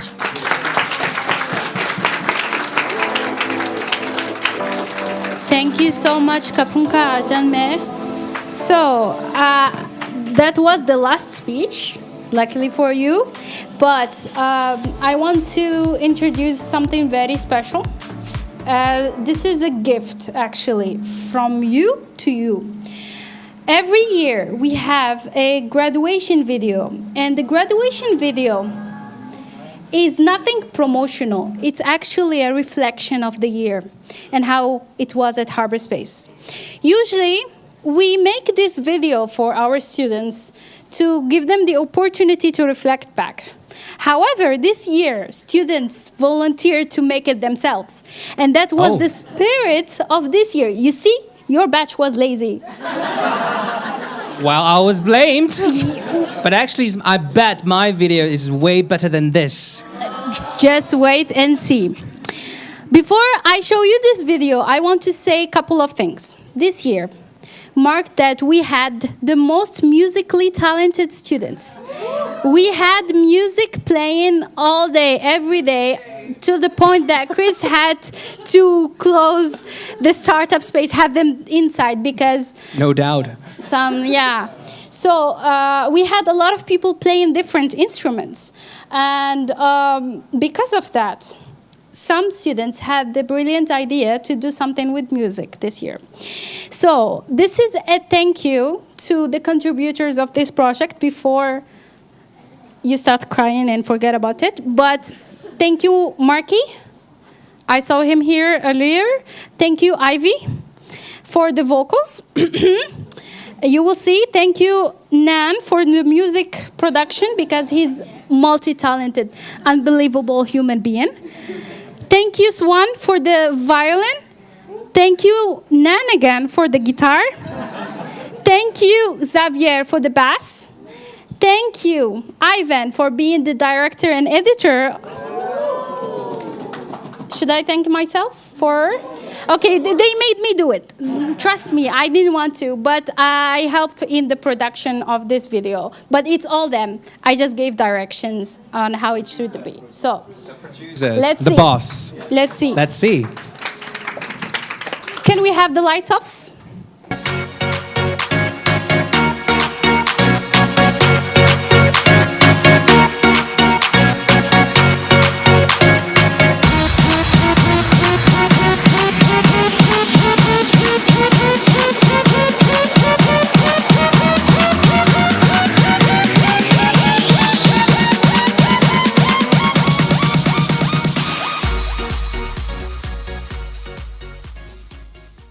Something that I remember. It's a core memory now. Yeah.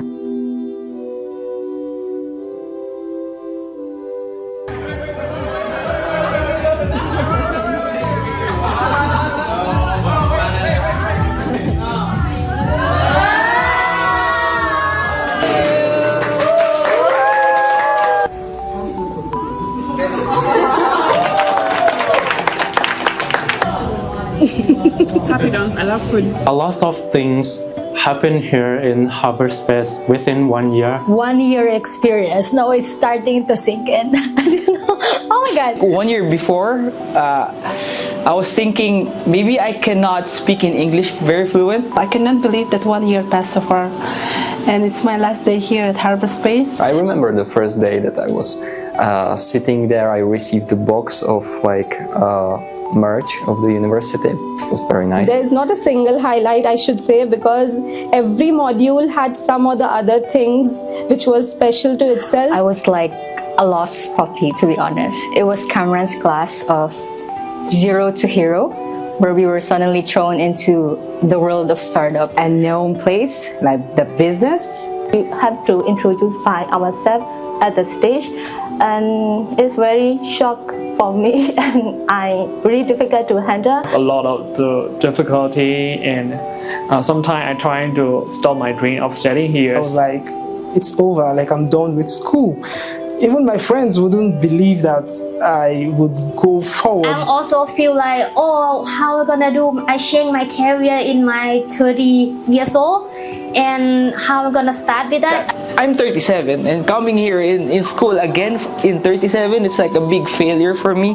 Not a big failure, but it's more like a, something that, like, for me, it's a setback before. People, like, started unexpectedly, and then throughout the year was a lot of things to learn. 1 year in Harbour.Space was so wonderful for me. I met a lot of nice people. I can hang out with many friends and collect a lot of memories. I want to cry again because, like, when you just enter in this space, like, it feels like so much comfort. And it's not comfort that I'm talking like comfort zone, but comfort about being able to fail here and, like, improving yourself. I didn't know what would I like. I didn't know what I want to do and I want to work. But I say in Harbour.Space, by myself. This is really a life-changing experience for me. The whole experience, it's a hope and a future. Like, it's really a proof that my decision is I right. think about people and friends, how it feel warm here. Harbour.Space is a family, a really beautiful family. I feel like safe, so Harbour.Space is my home. Yeah. So we talked all night about the rest of our lives. When we gonna be when we turn 25. I keep thinking times will never change. Keep on thinking things will always be the same. But when we leave this year, we won't be coming back. No more hanging out cause we're on a different track. And if you got something that you need to say, you better say it right now, cause you don't have another day. Cause we're moving on and we can't slow down. These memories are playing like a film without sound. And I keep thinking of the night in June. Didn't know much of love, but it came too soon. Now it's me and you, and then it got real blue. Stay at home, talking on the telephone, and we would get so excited and get so scared. Laughing at ourselves, thinking life's not fair. As we go on, we remember all the times we had together. As our life changed, call whatever, we will still be friends forever. Get the big jobs and we make the big money. When we look back now, what the jokes still be funny. What we used to remember everything we learned in school. Still be trying to break every single rule. Will let the rainy Bobby be the stockbroker man? Can let her find a job that won't interfere with her then? I keep thinking that it's not goodbye. Keep on thinking it's the time to fly. As we go on, we remember all the times we had together. As our life changed, call whatever, we will still be friends forever. A message for all of my classmates. Congratulations to everyone.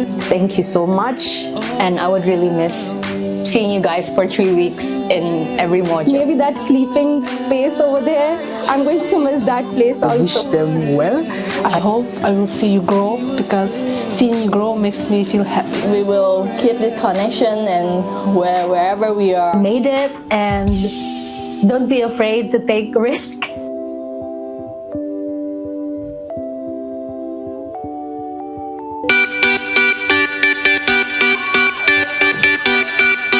You know the song of the year. Let's go. Yellow diamonds in the light, and we're standing side by side as your shadow crosses mine.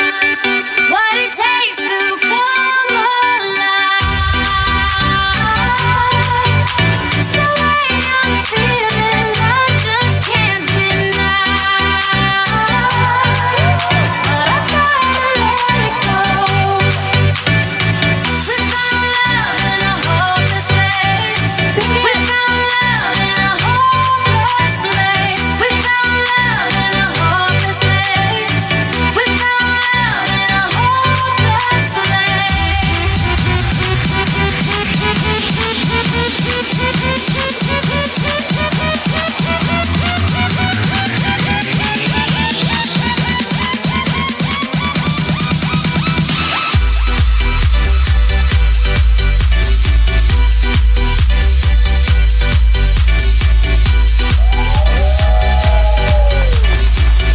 What should I say? ขอบคุณค่ะ in a hopeless place. We found love in a hopeless place. We found love in a hopeless place. We found love in a hopeless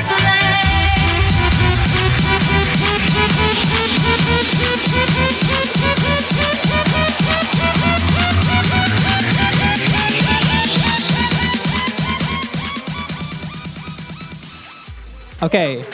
Thank So Taylor, you. before you say anything, Say. well, I must admit that we all need to improve time by time, isn't it? Right, now you. I mean, Take vintage it back. doesn't necessarily mean it's bad, right? Okay. Now you take it back. Sure. Yes. So actually, it's very emotional for me and for the rest of the team. And it was very funny when I was recording those interviews and you all were crying. And I was like, stop it, don't cry. But now I'm You crying. cried. So you can have fun with that. But I think the rest of the team agrees that sorry for my batch, sorry for the people here from my batch, the people from his batch. This has been the best batch for Harbour.Space BKK campus. Agree. And I could be biased. It doesn't matter. It says it's facts. It's everything you just saw. And it's by no means promotional. It's authentic. It's real. And it's exactly showcases the rest of the academic year and the year here at Harbour.Space. So because last year I forgot, and this year I will not forget, I would want to say thank you so much for the team here, but especially thank you so much for our Barcelona team, because as you can see, to make this day happen, it takes a village.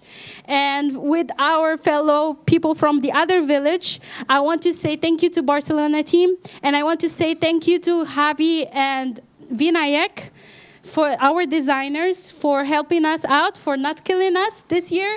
And we promise you to send you a lot of mango, dried mango that you love. You can have this video as a proof of me saying it. But I also want to extend my thank you to Julia and especially Steph. Thank you, Steph, for helping from afar. Thank you so much. So this year has been, this is the last part, brought to you. Yeah. By this team.